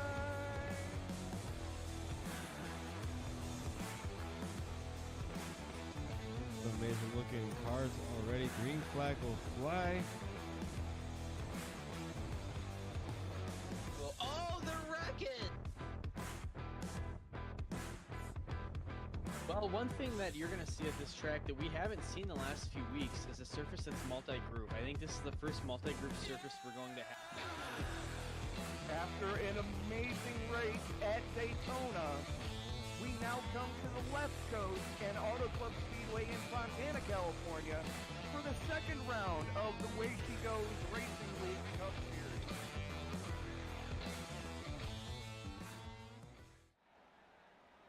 And as we come back to Charlotte Motor Speedway, we are back under green flag here just in time to see Sean Timmerman take off from in front of Alex Bergeron. And wow, does he ever get one heck of a lead here over Bergeron, followed by Alan Dobbs and Liam Garrison, as it looks like one heck of a knot here, but behind the leaders of this race. And so far right now, we can see that 5 car working the high side of Liam Garrison. And of course, the 09 driven by Colton Zimmer working his way past Garrison as well. So Garrison looks like he's losing a little bit of ground, shoots down here to the low side. Got to be careful that he doesn't lose grip down there on the low side as the 09 about to work his way around Aiden Beerline. And Beerline in the number 5 Hendrick Cars Chevrolet works up to the high side, allowing Colton Zimmer to get past him, Emily. Oh yeah, I mean, really, it's just a battle out here. I mean, they're going to keep on battling back and forth. I think 27 just keeps on pushing past him. And, I mean, anywhere on this track, we got 40 cars out here. It's going to be battling from front to back. And that's what we're seeing here from, the first 2 cars, the, people in 3rd and 4th, and so on. It's going to be a battle between all of them, each and every second of this 100-lap race. And again, remember, at every 25 laps, we will have a stage caution. So, yeah, in 5 laps, they will throw a caution for a stage. That's correct. And here we are. Whoa, as the 27 of Alex Bergeron working alongside here, being passed now by the 09 of Colton Zimmer. Colton Zimmer positioning himself to try to get toward your race leader, Sean Timmerman. And Timmerman in the 69 Chevrolet being able to hold him off right now. Crosses the start-finish line on lap number 21. We now have exactly 5 laps to go to the end of stage 1. Whoa! And it looks like the 09 just lifted Sean Timmerman to the outside and now takes the lead away from him. We will take a look back at that.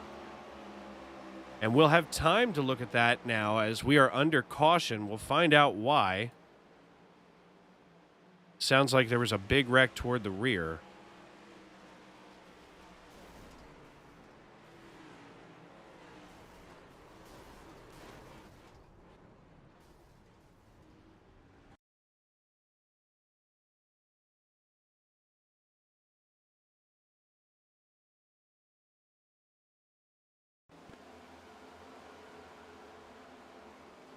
And we see Jimmy Barr here in the 6 car in the middle of all this mayhem. The 47 backs up against the wall and just collects cars as if it's a child's Matchbox set. Ooh, so like my goodness. I think the 10 caused that. He got down on that bottom apron and got loose, came back up, turned back around and tapped the 47, turning both of them around and collecting the people in the back. Well, we're going to take a look here at the 10 car. 10 car here right in the middle of your screen. Crosses the start-finish line, goes into turn 1, comes up into the 99 by just a hair, gets himself loose. He's trying to recover it, and instead of getting down to the apron, winds up collecting the 47 car. I do not see the 47 on my timing and scoring, so I'm going to guess that that's a custom paint scheme that's not reflecting the iRacing number, and it just turns into a parking lot on the backstretch.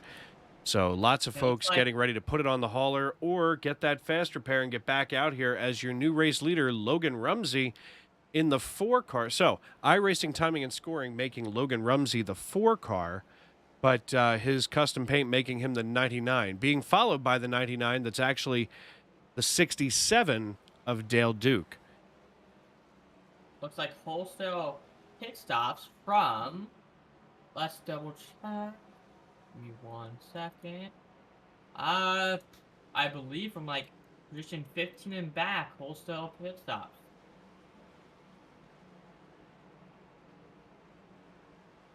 Yes, from 15 and back, wholesale pit stops are going on right now. Absolutely. And we see right now Logan Rumsey, your race leader, with Dale Duke in 67 in the number 67 car behind him.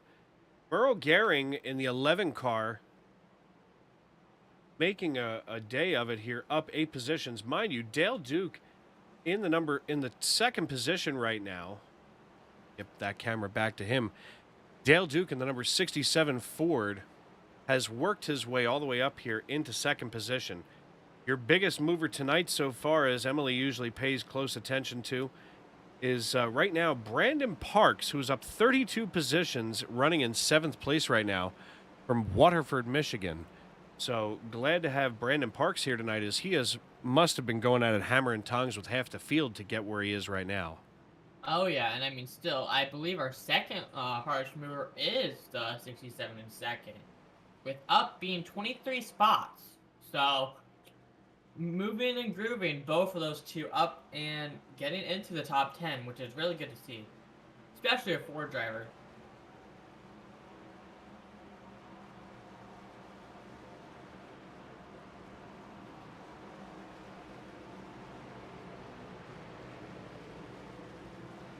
And I heard after this they will be going 1 to green once it crosses the start and finish line of the pace car.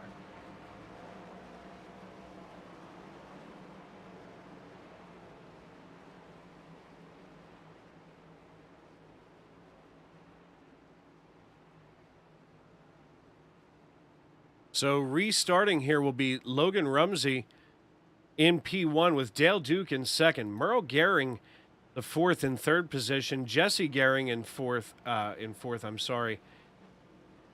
Butler in 5th, Brandon Parks in 6th, Colton Zimmer in 7th, Taylor Wineland in 8th, Jason Randolph in 9th, and rounding out your top 10, Alex Bergeron in the number 27 Ford.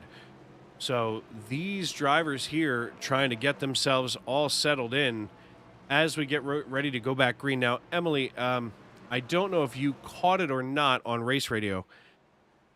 Are we using this as that stage break?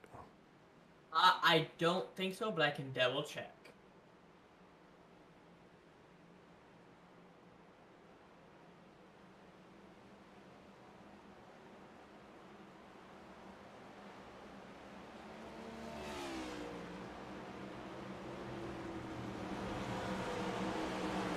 And I did confirm this is our stage break.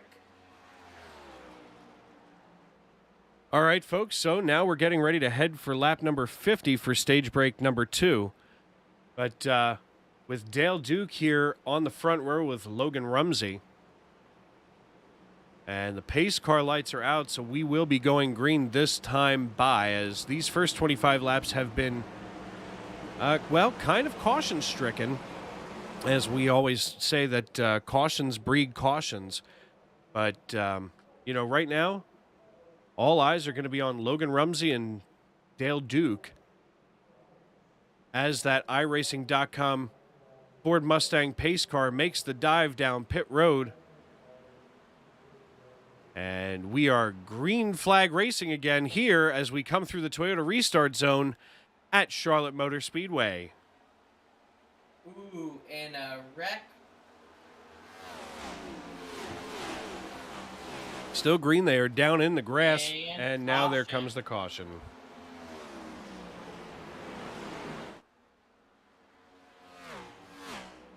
Folks, if you're just joining us tonight, this is the Elite Performance Industries fundraising race for Ayla and Chase. And Ayla and Chase lost both their life partner and a daddy. And, we're here tonight to raise money for these two iRacing community members because although that they may not race themselves, iRacing itself overall is a family atmosphere. It's a community. And, sometimes we drive each other nuts. Other times we comfort each other in times of hurt. And right now they are in a time of hurt. And, Ayla Blackburn had lost her partner to mental illness. And, of course, they have a child together, Chase. And tonight we have raised over $1,100 in support of the two of them. And all of that, of course, will go to them. If you are watching in YouTube, check out the PayPal link for dmallon79@gmail.com. That is where you can give to this cause. And EPI does have a charity race every other month. So, for instance, basically right now on the even month, so April, June, August, we'll have a charity race. Then on the odd months, so basically March, May, July, there will be money races, of course, to keep guys interested and to keep this field as big as it is, because we did start with 40 cars on the grid, and the next money race will be 1 month and 1 week away from today. So definitely got to be looking forward to that, as hopefully they are here on ESPN for that. And folks, I'm Dave Regal alongside Emily Urias in the broadcast booth. And give us a shout in the YouTube live chat.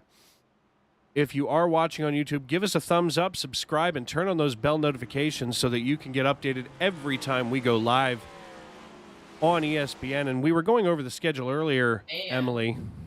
Go ahead.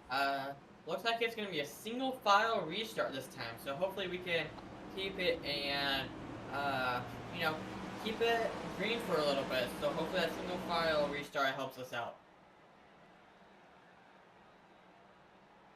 Absolutely. And we see Logan Rumsey and Dale Duke getting ready to roll off here and bring the field around. Bring us back to green, Emily. All right, now the 99 starts leading us. And Mr.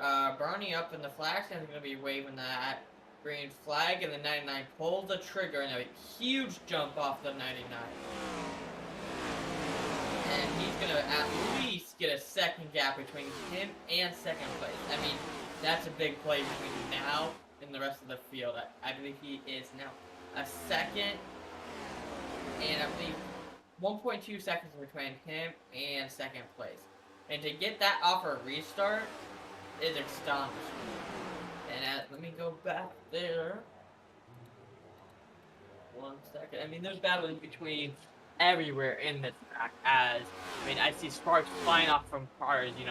These cars are really low to that ground, and you will see sparks coming off as they are going on those corners. The G's are going to be coming down, hitting on it, and that just shows you how fast these cars are going. They're hitting top speeds almost 190 miles per hour here. So they are going pretty fast, as they are still they're starting to go double file now, so that shows that they're still racy, which, 3 laps in, I guess. But that's one thing that they need to start, coming out here doing great. Absolutely. We see Kevin Miller in the number 23. Oh, and we have one spinning helplessly through the infield here as we are back under caution yet again. We'll see what brought that out.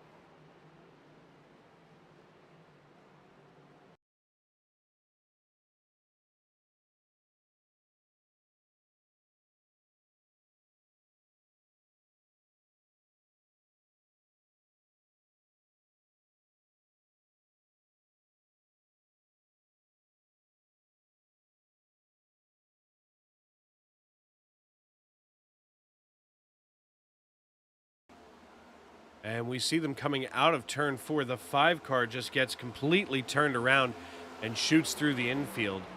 But, unfortunately, that was Josh Van Manen who had come down through there.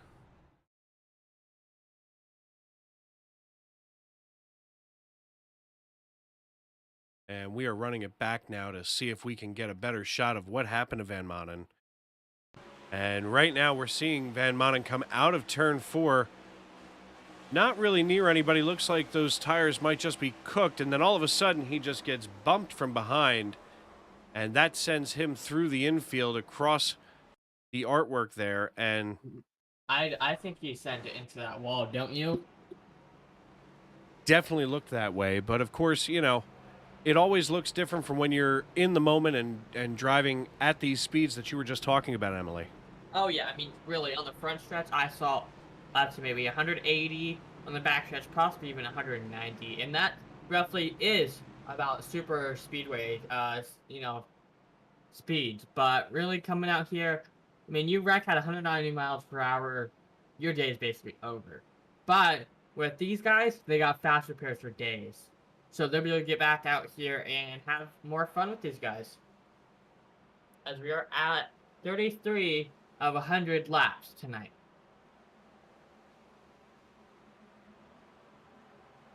So yeah, and with Logan Rumsey still leading this with Dale Duke second, Merle Ive in the 11th third, Brandon Parks fourth, and Colton Zimmerman rounding out your top 5 still. Looks like we have one person that put on the hauler for tonight.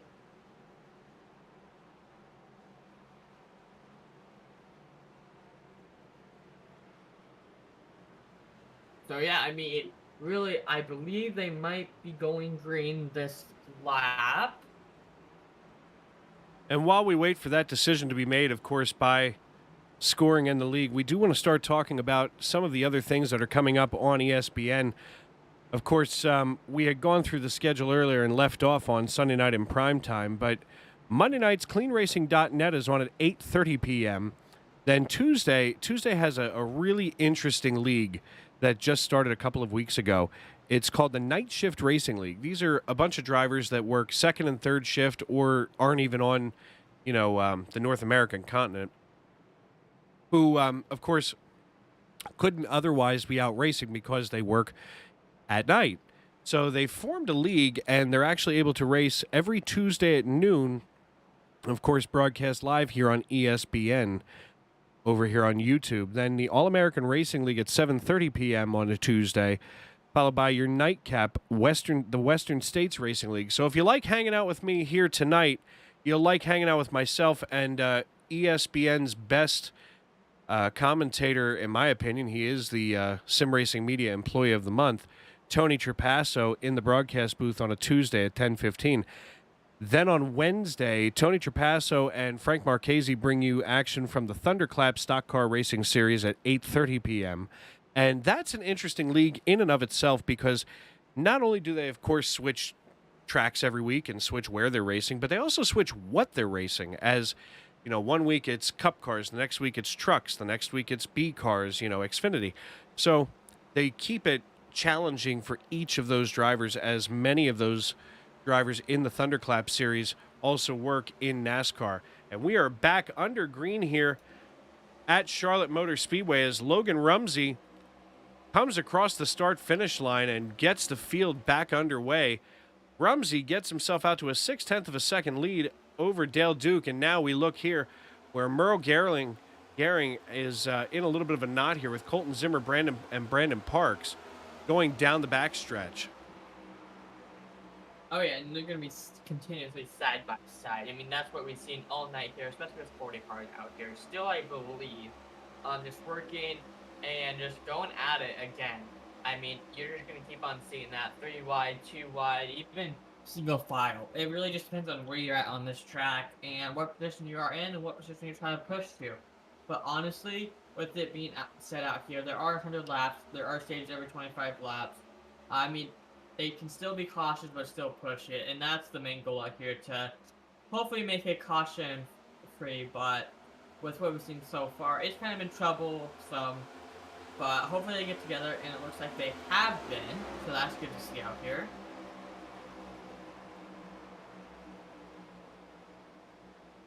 And we see right now Merrill Gehring here in 7th position, settling in here in the 11th car as that pack just kind of broke itself up, which is always nice.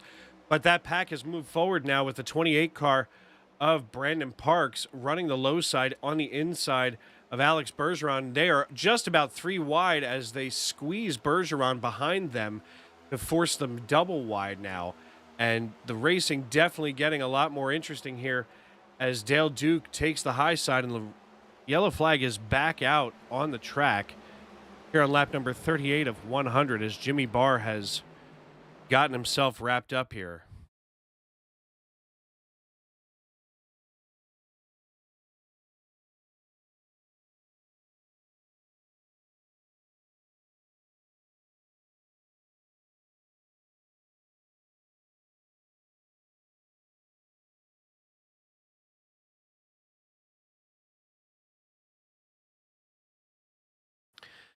And we see here from Jimmy Barr's perspective, in front of him, we've got one loose down through the infield, and everybody is just pirouetting through the tri-oval area at the start-finish line. So things, again, going to be shuffled up toward the rear of the field. But at the top of the pack here, looks like Logan Rumsey has maintained his lead as we are about 12 laps from the end of stage number 2, Emily. Oh yeah, and I mean, really, coming down to the point is they don't need. It gets to the point where it's every 25 laps. There's no long green flag runs where you need to figure out pit strategies. To them, it's I'm gonna push to get up front, and that's what a lot of the drivers are doing. It's just pushing up their edge. Really, we have in the top 5. First is up, I believe, 11 spots. Second up 35 spots. Third is up 36, and fourth up 29, and fifth up 20. So that tells you that they've moved up literally almost the whole field. So that shows how much work is being done out here just to get up there. As Colton Zimmerman in the 09 is up 35 spots from where he started. Absolutely, and of course the movers tonight, with Brandon Parks up here in 3rd position, up 36. I mean, definitely a lot of forward movers, but of course the driver right now who had moved back the furthest are those 3 that are toward the rear of the field here. So obviously they have chosen to put it on the hauler tonight. Folks, if you're just tuning in, this is ESPN. I'm Dave Regal alongside Emily Urias, and we are bringing you some action here from the EPI Race for Ayla and Chase. The Race for Ayla and Chase. I like that. We are on lap number 40 of 100, and we are here to raise money in support of Ayla Blackburn and her son Chase, who recently had lost her partner and Chase's daddy to mental illness, as mental illness is an ongoing battle in this world. As Logan Rumsey gets ready to take it back green here, mental illness is something that affects so many people in so many different ways in the world. And unfortunately, this time it took a life. And it's something that we don't want to discount and we don't want to put away. And, I know that you and I are separated by, more than a decade of age. But in the time since I was your age, Emily, I know that, when I was younger, we didn't talk about mental health. It was a shame to go to therapy. It was a shame to talk to someone. It was a shame to open yourself up. And things have gotten so much better over the years that, there's no excuse when you start to feel some type of way to reach out for help, because the world is helpful, especially in getting yourself healthy again. Oh yeah, and especially, I'm gonna say this too. I see a counselor right now with what I'm going through too. So if you really do need help out there, please get help. There's some help for you just to help you. Don't be out there not getting help and making your mental health go, deteriorate. Please go out there, get help. There is a hotline if you do need it. Absolutely. And Emily, I believe that you can go find that hotline while we're watching Dale Duke here fighting off, as we're watching Colton Zimmer fighting off Alex Bergeron, as Bergeron has the run on the high side here, coming back into the tri-oval. These two going at it, hammer and tongs right now for your race lead on lap number 44 of 100. We are marching our way toward lap 50, which will end stage 2. And this race so far tonight, folks, wow, as they're starting to get uncomfortably close together. This race tonight, folks, has been caution littered. And, quite frankly, I have to tell you, it's nice to see that we're finally under green here, and I'm kind of sad that we're looking at the end of stage 2. But overall, some great racing all the way through the field. I mean, some great racing from stem to stern. I mean, these drivers not being put to bed early tonight, as iRacing has been deciding what's most exciting, no matter what there is out there on the track. And it looks like we are under yellow again, and I just heard a groan in race radio, so I'm guessing something bad has gone on here.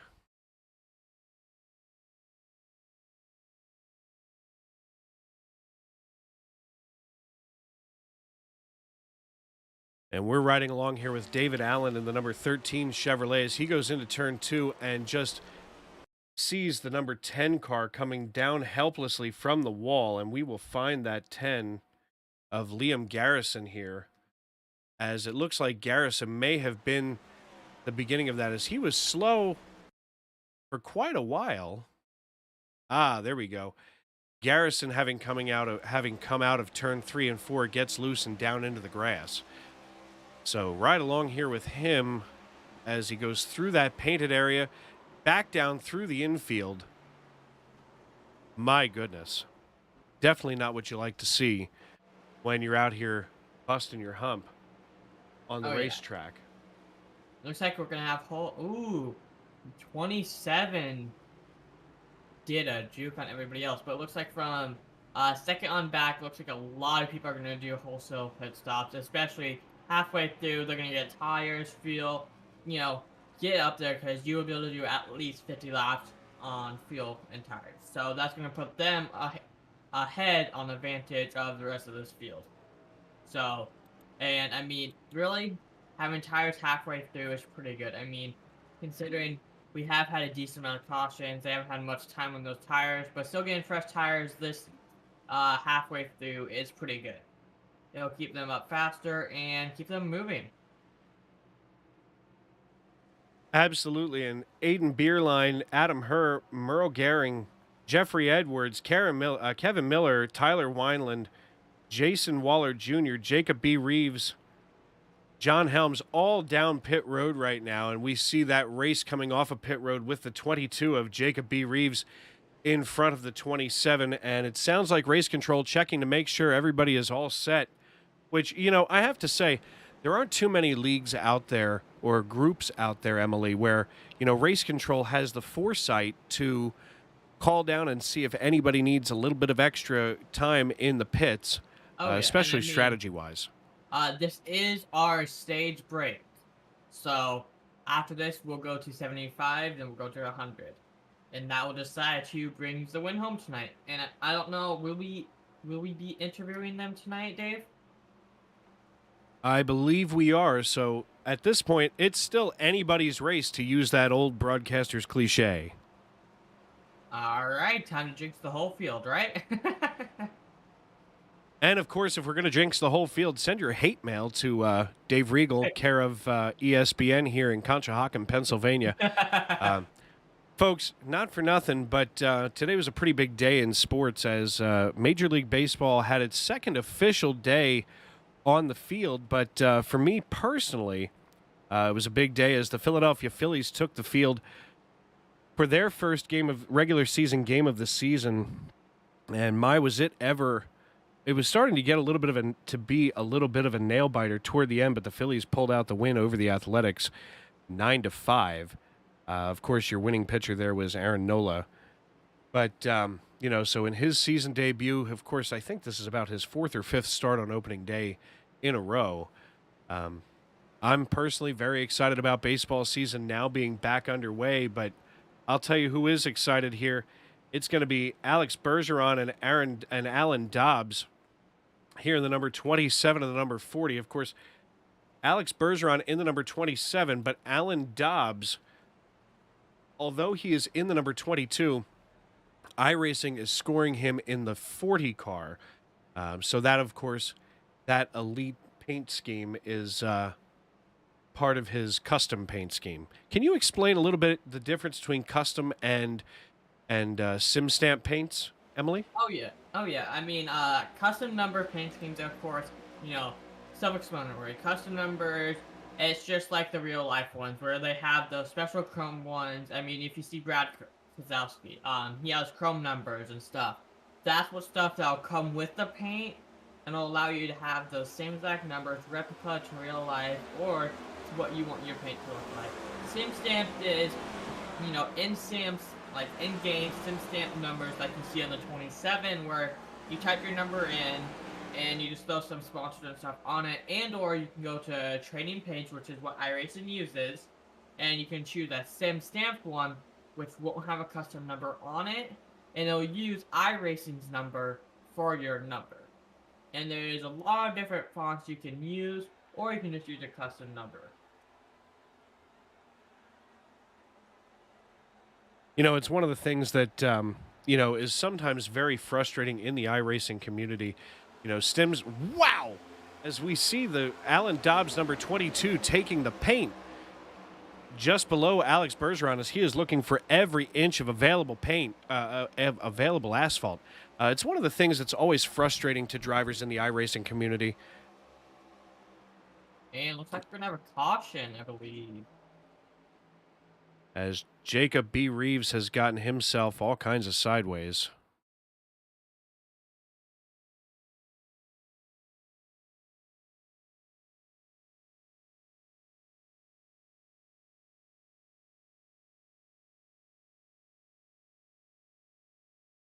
And I'm going to run this back here. We're going to look at it from Marco Ercolani.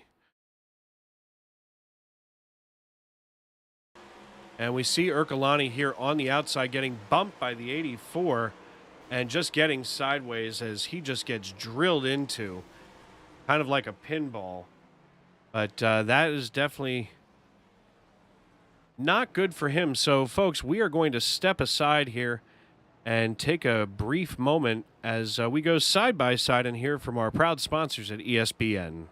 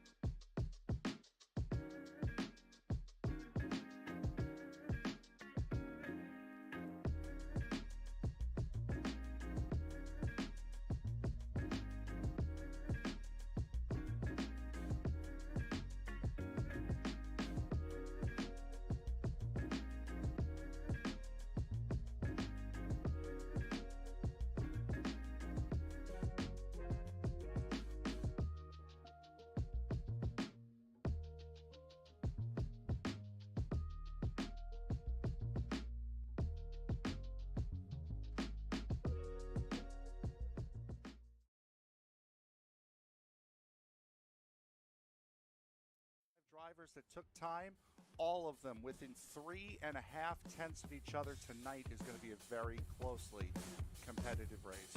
As the field worked its way out of the 3-4 complex, the only thing that's left to say is wipe the visor, adjust the 5-point safety harness, because race fans, it's showtime!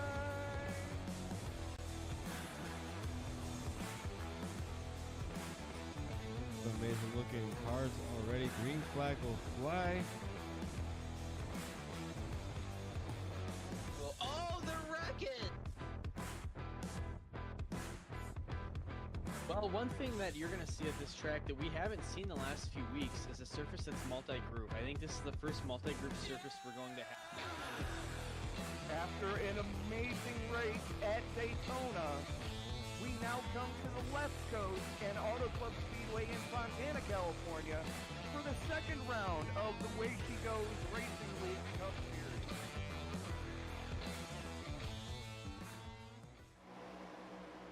Folks, welcome back. We are Green Flag Racing on lap number 55 of 100. And just as I say that, we go back to yellow. And we will see what just brought that out. As it looks like David Allen in the 14 car gets sideways through the infield. We'll take a look.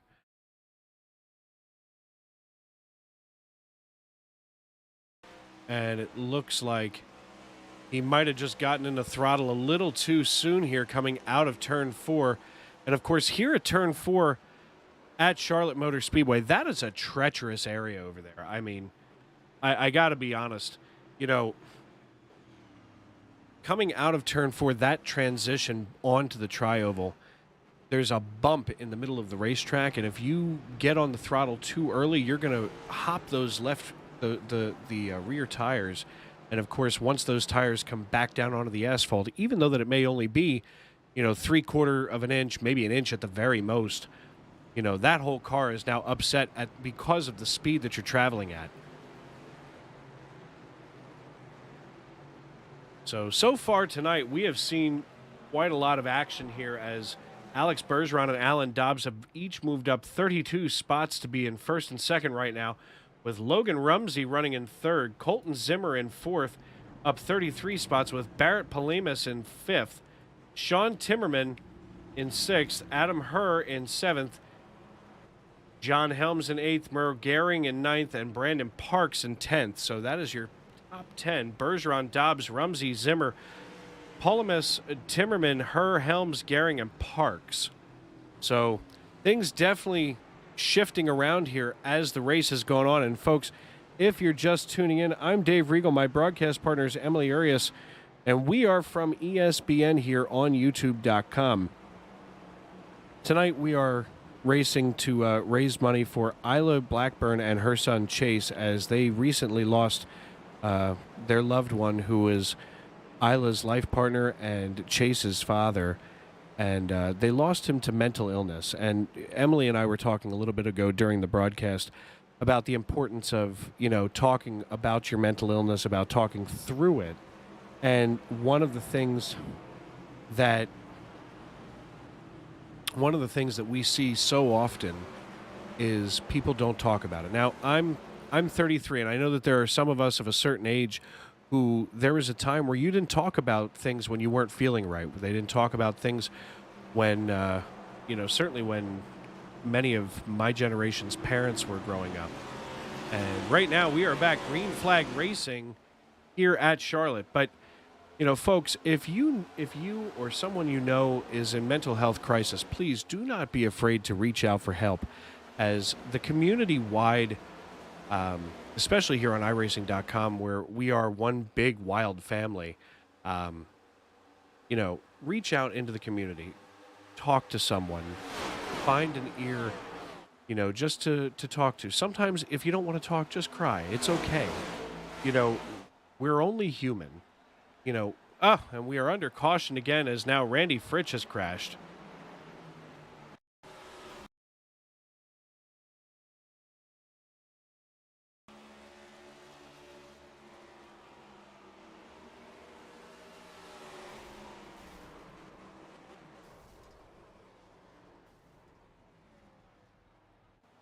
And we see Randy Fritsch just taking it a little bit too crazy coming out of 4, as that has been our trouble spot all night. So, folks, I am going to take myself a breather here, and we will get ourselves all settled in as we get ready to do just over 40 laps to the end.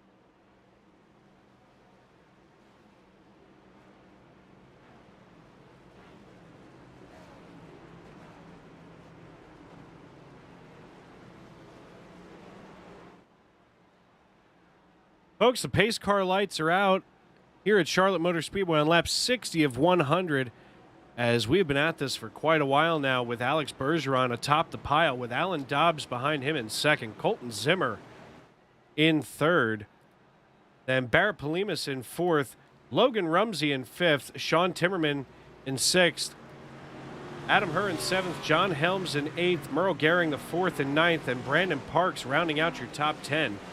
These drivers going green right now here at Charlotte Motor Speedway in the EPI race for Ayla and Chase.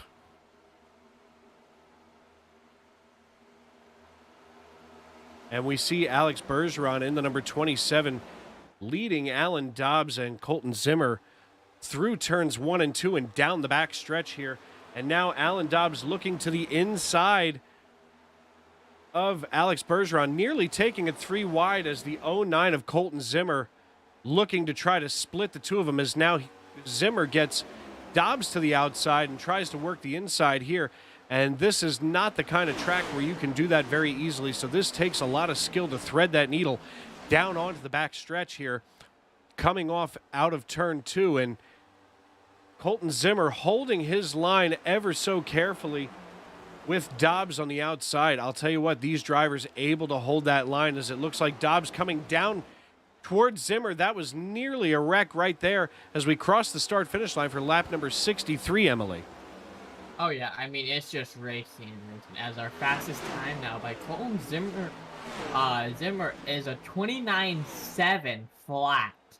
A 29.7 flat. I don't even know how that's possible, but he did do that. So, I mean, that's a pretty fast time, don't you think? I feel like that is probably one of the faster times on track tonight. And it looks like we had one car go off. And that is Dobbs spinning down through pit road here. We'll take a look at that, because that looked entertaining all in and of itself. As it looks like Dobbs running in second position right now. Just at that point, running in second position, we see him come out of turn 4, that treacherous spot, get it loose. He manages not to touch another car and spin directly down pit road, nearly to his own pit box, as he overshoots just about everybody, and of course gets himself all squared away yet again. Of course, now he is going to need to get that black flag cleared so he can continue racing easily. And Colton Zimmer, now your race leader, has worked his way around Alex Bergeron. We're going to look back and see how he managed to take that position away. I mean, as we see the 09 working down alongside Barrett Polimas, and he just makes it look that easy, almost taking it basically 3 wide, and then of course pulls Polimas down onto that low line with him. So Colton Zimmer worked pretty hard for that lead, but now Barrett Polimas working the inside of Zimmer. They're going at it hammer and tongs right now, Emily. You know what I think they're doing? I think they're running the same exact setup. Do you think that?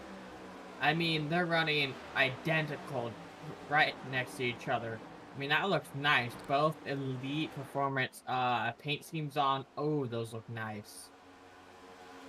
I'll tell you what, I think you're definitely on the right track there, as we see Colton Zimmer and Barrett Polimas, Polimas on the bottom now underneath Zimmer. My goodness, timing and scoring continues to swap them back and forth.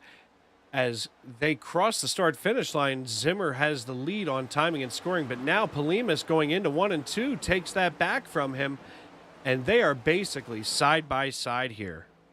Oh yeah, and I mean, it's just going to continue them going back and forth. I believe they are on, if not the best setup out here. I mean, they're running first, second, and then we have a caution out.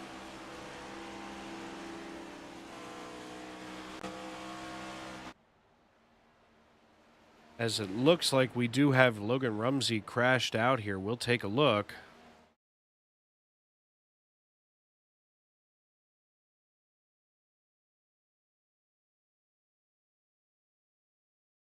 You want to guess where Logan Rumsey might have gotten loose coming out of? Yes, ma'am, you would be correct. Here we have Logan Rumsey coming out of turn 4. Cooks that corner a little bit too much, running all alone, fortunately, and just spins down the front stretch. Yeah, that corner is a death corner. I mean, I do that myself a lot, and I hate doing it. So people really need to start being careful with that, turn coming out there.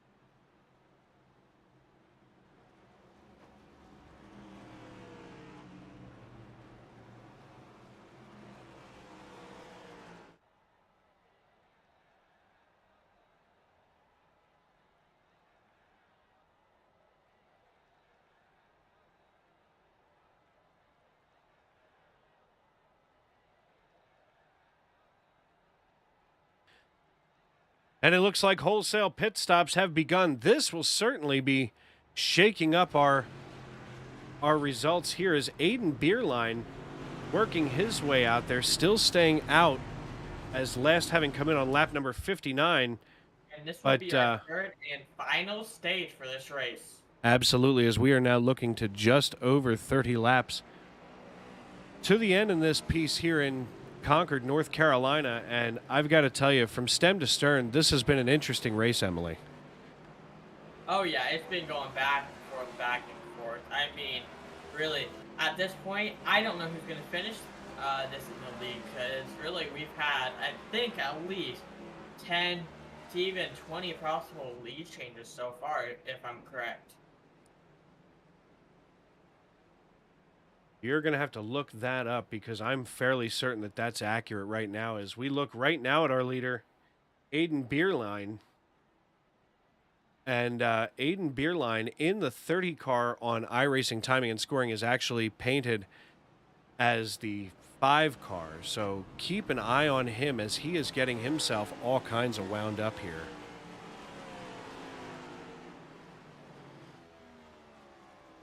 And I believe it might be single file starts from here on out, I believe. Well, that's completely understandable. Now we have Aiden Beerline in P1 right now with Barrett Polimas in second, Sean Timmerman in third, Colton Zimmer in fourth, Alex Bergeron in fifth, John Helms in sixth, Brandon Parks in seventh, Merle Gerling, Merle Gehring, Adam Herr, and Jacob Reeves rounding out your top 10. So with these 30 laps remaining, Emily, I think we're going to see some things definitely start to shuffle here atop the pile.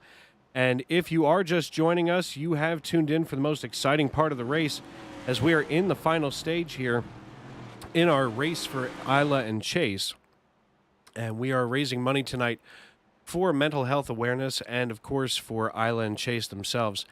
And, one thing that we do want to make sure that we stress with everybody is to check out over there on PayPal if you would like to donate to our cause tonight.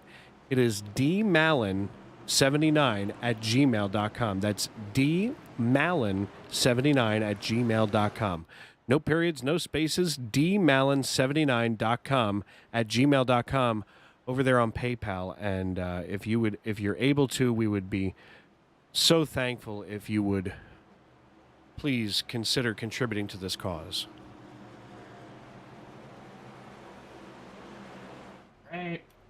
As we get ready to go, as Aiden brings it down and goes. I mean, really, that guy is fast coming out of this. He starts pulling away with Colton Zimmerman coming behind him, saying, I want this position, I'm going to push for it and get it, as well with everybody else out here. I mean, as those two seriously pull away from that main pack with, I believe, a second gap now, and just gaining. I mean, that is impressive just on the first lap after this restart.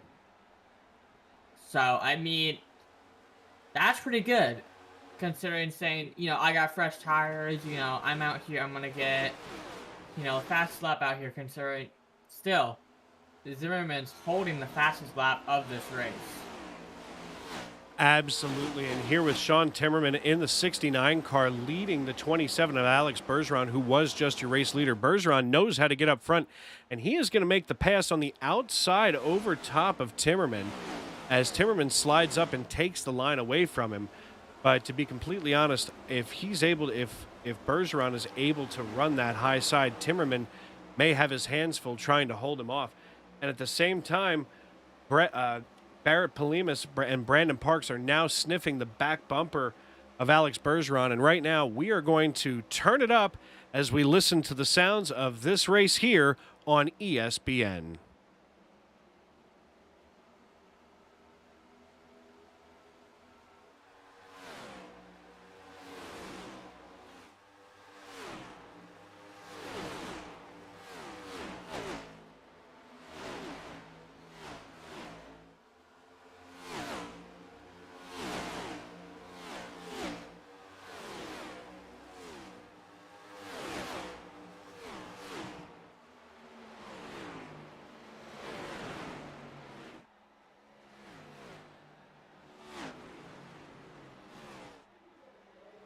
And, folks, another caution out on the track, as I'm guessing that this has something to do with cold tires by Dale Duke, as Dale Duke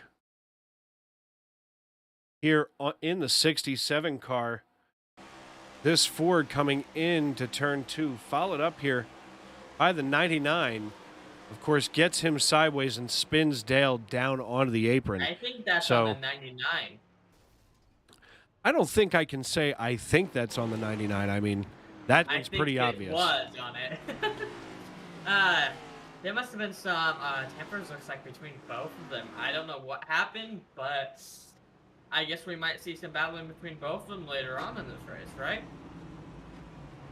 I'll tell you what, me personally, I'm the kind of driver that when these things start to happen as often as they are, I get frustrated and I start to drive a little recklessly. So, my basically my mentor in the iRacing community is always trying to tell me, just be patient. But at this stage in the race, I don't know how patient I could be with 24 laps to go, Emily. And you know what? And I've seen you do it. In fact, I saw you do it a couple weeks ago in Way She Goes. How do you handle the patience factor? Oh, every time in Way She Goes, literally 20 laps to go, my patience is gone, and I start pushing, and that leads me again to wreck out. That's why patience is really the main thing, but it's kind of hard to have after you go 120 laps, and you're like, I just want to get this race over with. So that's just the one thing people need to have is patience. Patience is key, and it's just like the tortoise and the hare. It's I can't remember what that riddle is. It's like you don't have to be fast to win a race, basically. And we will be single file restart for this. And I believe it is 1 to green too. As Aiden Berlin will be leading this field to green in that 5 machine. Again, what we were talking about, that we saw that pain during the heats. Dave? We're talking about that 5 paint scheme during the heats. Yes, of Aiden Beerline.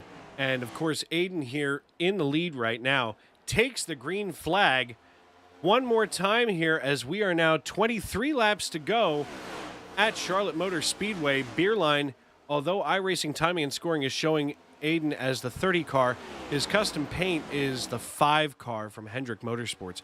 And right now, everything looking real tight as we're going through that back stretch area. And we see things starting to get a little tense here between Colton Zimmer and Barrett Polimas and Alex Bergeron yet again, Emily. Oh, yeah, and a wiggle coming out of that, I believe. 79, I mean, really, they gotta be careful what they're doing. Coming out of turn 4, that's where you saw that wiggle, and that's where it's gonna start getting loose again. So that's where we're gonna see again. Believe that's where almost a lot of the wrecks have been, coming out of turn 4 with that hump. And I believe the drivers need to start being a little bit more careful, a little bit more cautious, and more awareness of what that hump can do, as we do have a caution flag.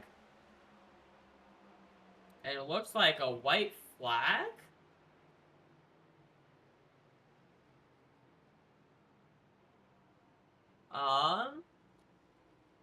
Trying to find out what's going on here as Brandon Parks has crashed. I don't think it's my flag. It might have been my flag's messing up. And we're going to see here what happened with Brandon Parks, as I just saw him on the replay preview spinning like a top. And we'll see him come down into turn 3. And just like we've seen so many times tonight, we see somebody getting loose out of 4, and that would be Jason Randolph. Randolph goes down pit road, spinning helplessly down there. Not really much you can do about that.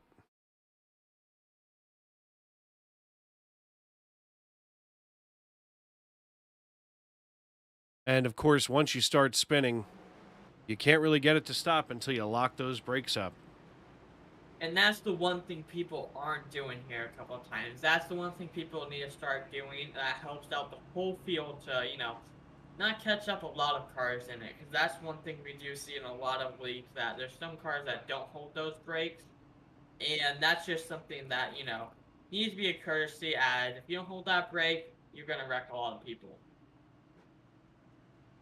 Yeah, and as we've seen, we've never really gotten away from that caution bug tonight here at Charlotte Motor Speedway in the EPI race for Ayla and Chase. And one more time, folks, we don't want to neglect our cause here tonight, as we have been watching some really exciting racing. Ayla Blackburn and her son Chase had lost Ayla's life partner and Chase's father to mental illness recently, and they're in a tough spot. And this group here has raised $1,100 so far to support them as they try to recover and, figure out where to go from here. So if you do have the ability, we do ask you to please go over to PayPal and check out the email dmallon79@gmail.com, and feel free to please give and support this woman and her child, as we are back under green flag racing with Colton Zimmer leading the way, Emily. Oh, yeah. Sorry, my bad. I mean, that 09 car is one of the fast cars I've seen out here, especially with, I believe, sadly, his same person, I believe that was running the same setup as back there. But, I mean, pulling, I believe he's going to get a second gap soon on him and second place. I mean, he has a really fast car out here. It must be feeling really nice for him to be able to go out here, pull at least a half second gap between him and second place on a restart. And that's really what you want to be able to do, to get away from all that drama back there, all of that zigzagging, trying to trade spots, back and forth. You just want to be able to run your line, keep running your line, keep up there, and stay away from those battles. Absolutely, and right now, Barrett Polimas chasing down Aiden Beerline, who had restarted on the pole in the 5 Hendrick car, and that Chevrolet now giving way to Polimas as Polimas gets on the low side. Of course, both of them are chasing down Alex Bergeron. Bergeron definitely having his way with that position right now in second, but Colton Zimmer, who has worked himself up 36 places, is leading this race. And Zimmer now has about 0.3 of a second, almost 0.4 of a second over the rest of the field. Oh, yeah, and I mean, really, like I said, that set is fast. And if he keeps on going what he's going, he's going to bring home this win with 15 laps to go at the line. And that shows to go, hopefully they can run 15 laps green flag run here. And that would show, who can run 15 laps green flag run without burning those tires up here at Charlotte.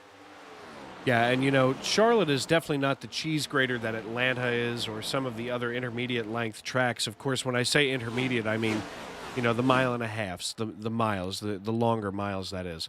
Of course, there are 3 types of tracks in NASCAR. The short tracks, which of course we're getting ready to go to in real life this weekend. In fact, last night was the Truck Series race over there at Martinsville in Virginia. But that's an example of a short track. Then, of course, the intermediate tracks are places like here and Atlanta and places like this. Then, of course, the super speedways, there are just 2, and they are usually very exciting. That 2.5-mile speedway in Florida, in Daytona Beach, and, of course, 2.66 miles of Thunder in Talladega. I mean, I heard they're considering the new Atlanta to be kind of a speedway. with how the banking and stuff is, I've heard from the interviews from when they race there, it feels kind of like a super speedway with the speeds that you get there. Well, and I'll tell you what, the way that these next-gen cars handle at Atlanta, and we are under caution yet again. And we will see what happened here as it looks like Brandon Parks went off track, which is not what I was looking for. Oh, my.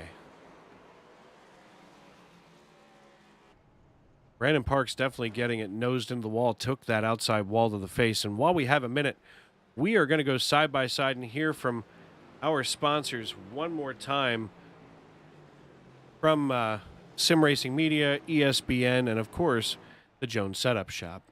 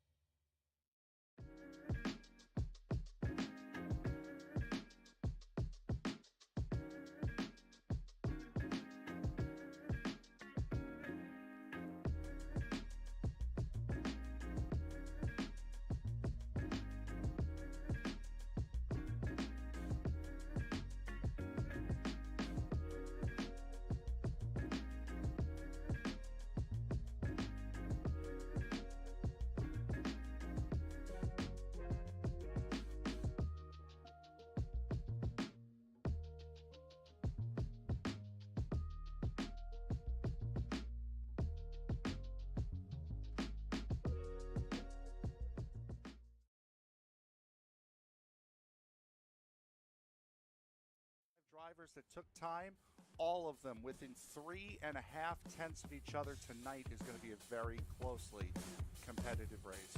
As the field works its way out of the 3-4 complex, the only thing it's left to say is wipe the visor, adjust the 5-point safety harness, because race fans, it's showtime!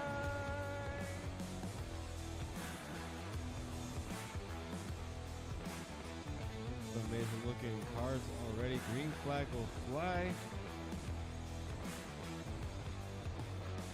Oh, they're wrecking! Well, one thing that you're going to see at this track that we haven't seen the last few weeks is a surface that's multi-group. I think this is the first multi-group surface we're going to have. After an amazing race at Daytona, we now come to the West Coast and Auto Club Speedway in Fontana, California for the second round of the Way She Goes Racing League Cup Series.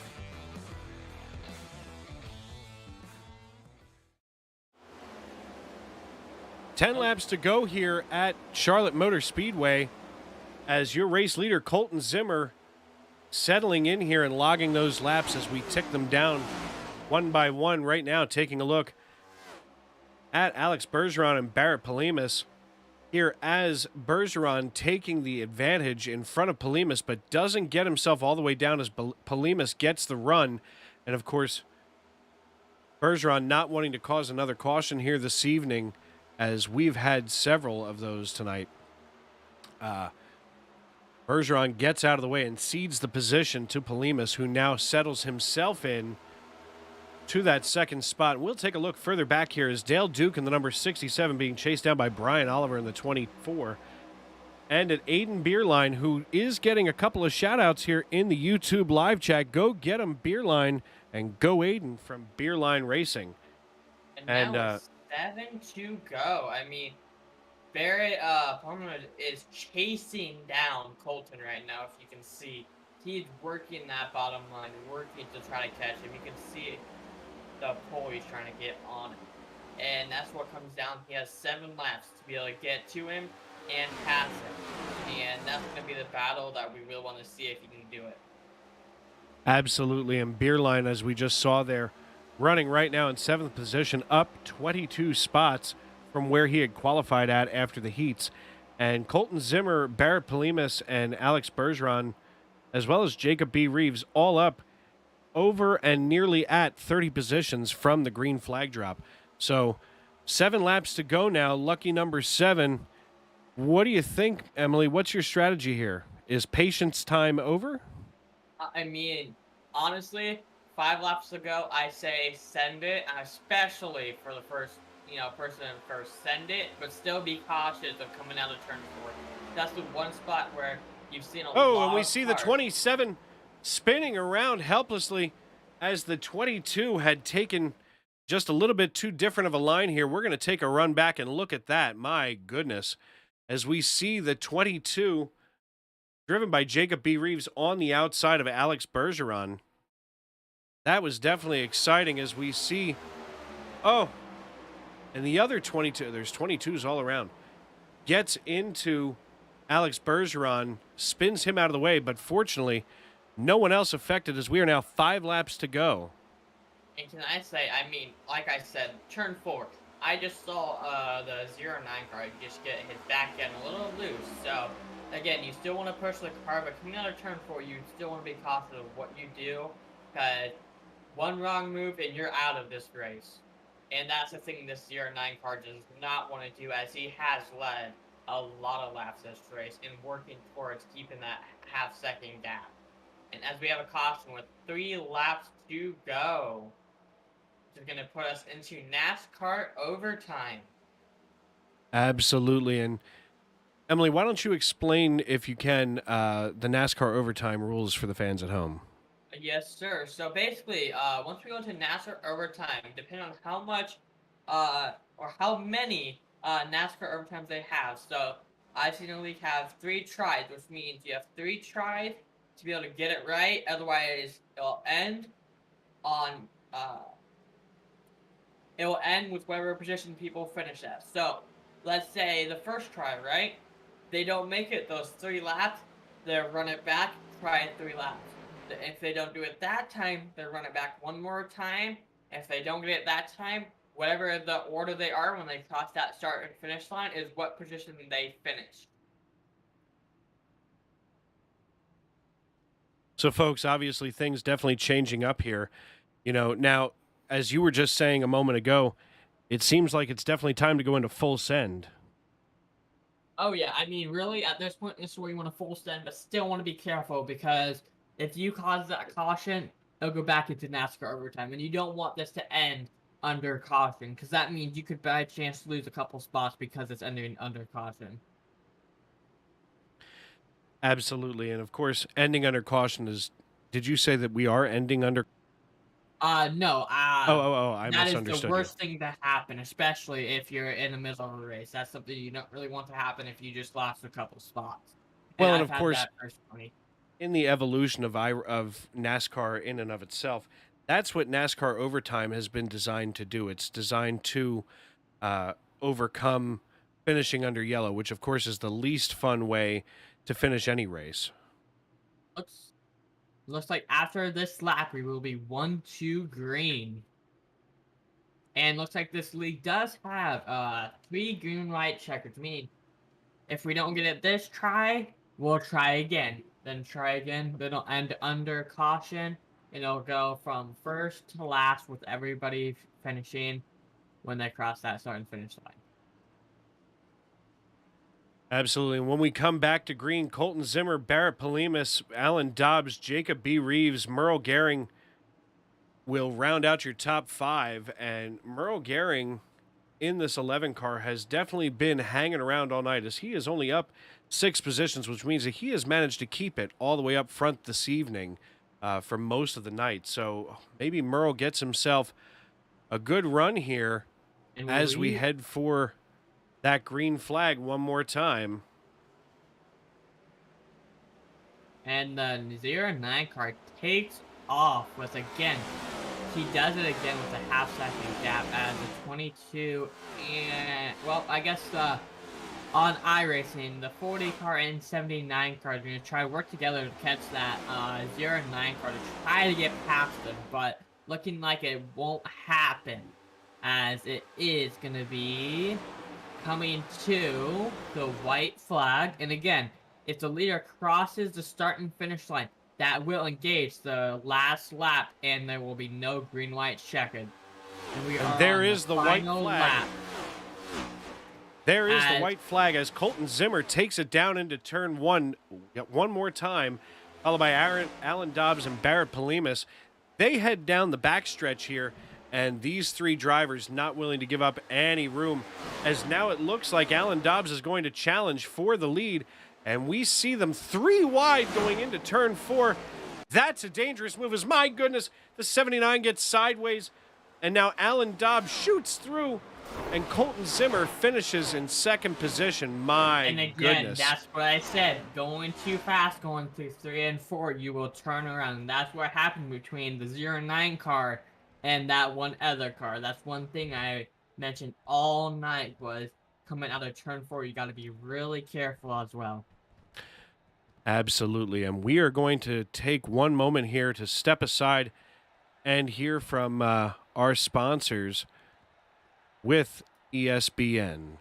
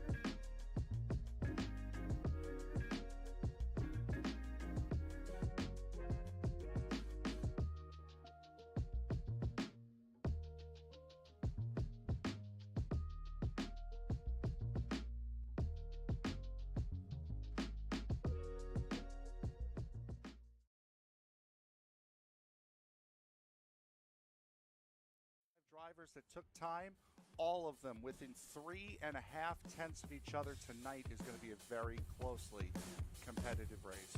As the field works its way out of the 3-4 complex, the only thing that's left to say is wipe the visor, adjust the 5-point safety harness, because race fans, it's showtime!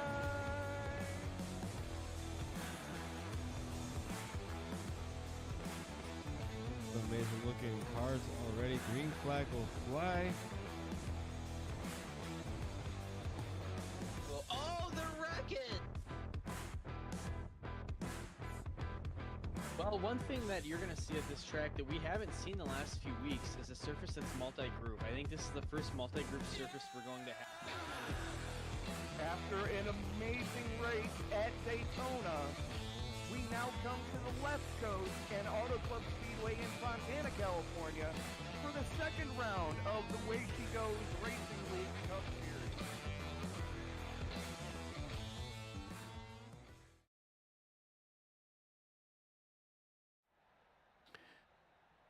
Welcome back to Charlotte Motor Speedway, as we have seen some exciting racing here tonight in the EPI race for Ayla and Chase, and Elite Performance Industries has put together one heck of a race tonight, as we have gone more than 100 laps in the feature, and of course with 4 qualifying heats and a consolation race. These drivers have got to be exhausted, as you know, here on the East Coast it's just about 1 a.m. And, I know that's pretty late for everybody, not just here. So, Elite Performance Industries does do their setup shop a little bit different. They do take the time for some one-on-one tutoring with every driver. So head on over to Elite Performance Industries and give them a tip of the cap, as they have raised over $1,100 for Ayla Blackburn and her son Chase. And if you haven't done so yet, please feel free to head on over there to PayPal and look up dmallon79 at gmail.com. That's dmallon79 at gmail.com to donate to this cause. So, Emily, are you ready to go through these final results? Yes, I am, sir.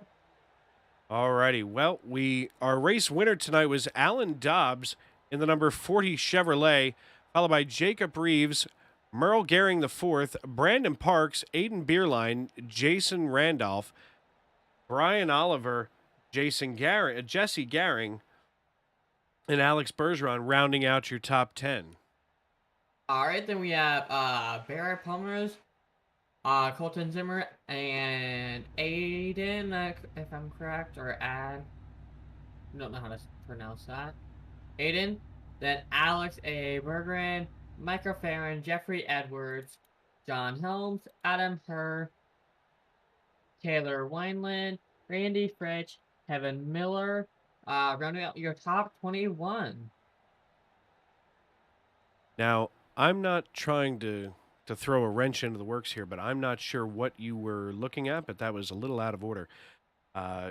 Jason Randolph finishes in 7th, Brian Oliver in 8th, Jesse Gehring in 9th, Alex Bergeron in 10th, Jason Waller, Dale Duke, Barrett Polimas, who was running up there at the front toward the end, just couldn't get it done. Josh Van Manen in 14th, Michael Farron, Jeffrey Edwards, John Helms, Adam Herr, Taylor Wineland, Logan Rumsey rounding out your top 20, followed by the 69 car of Sean Timmerman in 21st, Randy Fritch, Kevin Miller, David H. Allen, Jimmy Barr, Mario Ercolani, Justin Laxton, Liam Garrison, David Allen, William Grossbeer, Chuck Sowers in 31st, Tanner Butler in 32nd, Frank Flores III, Ryland Pearson, Robert Lawrence, Wade Fields, Chad Sinner, Sean Brown, Jason Bellis, and Eric Steele round out this 40-car field, as it has been quite a night here.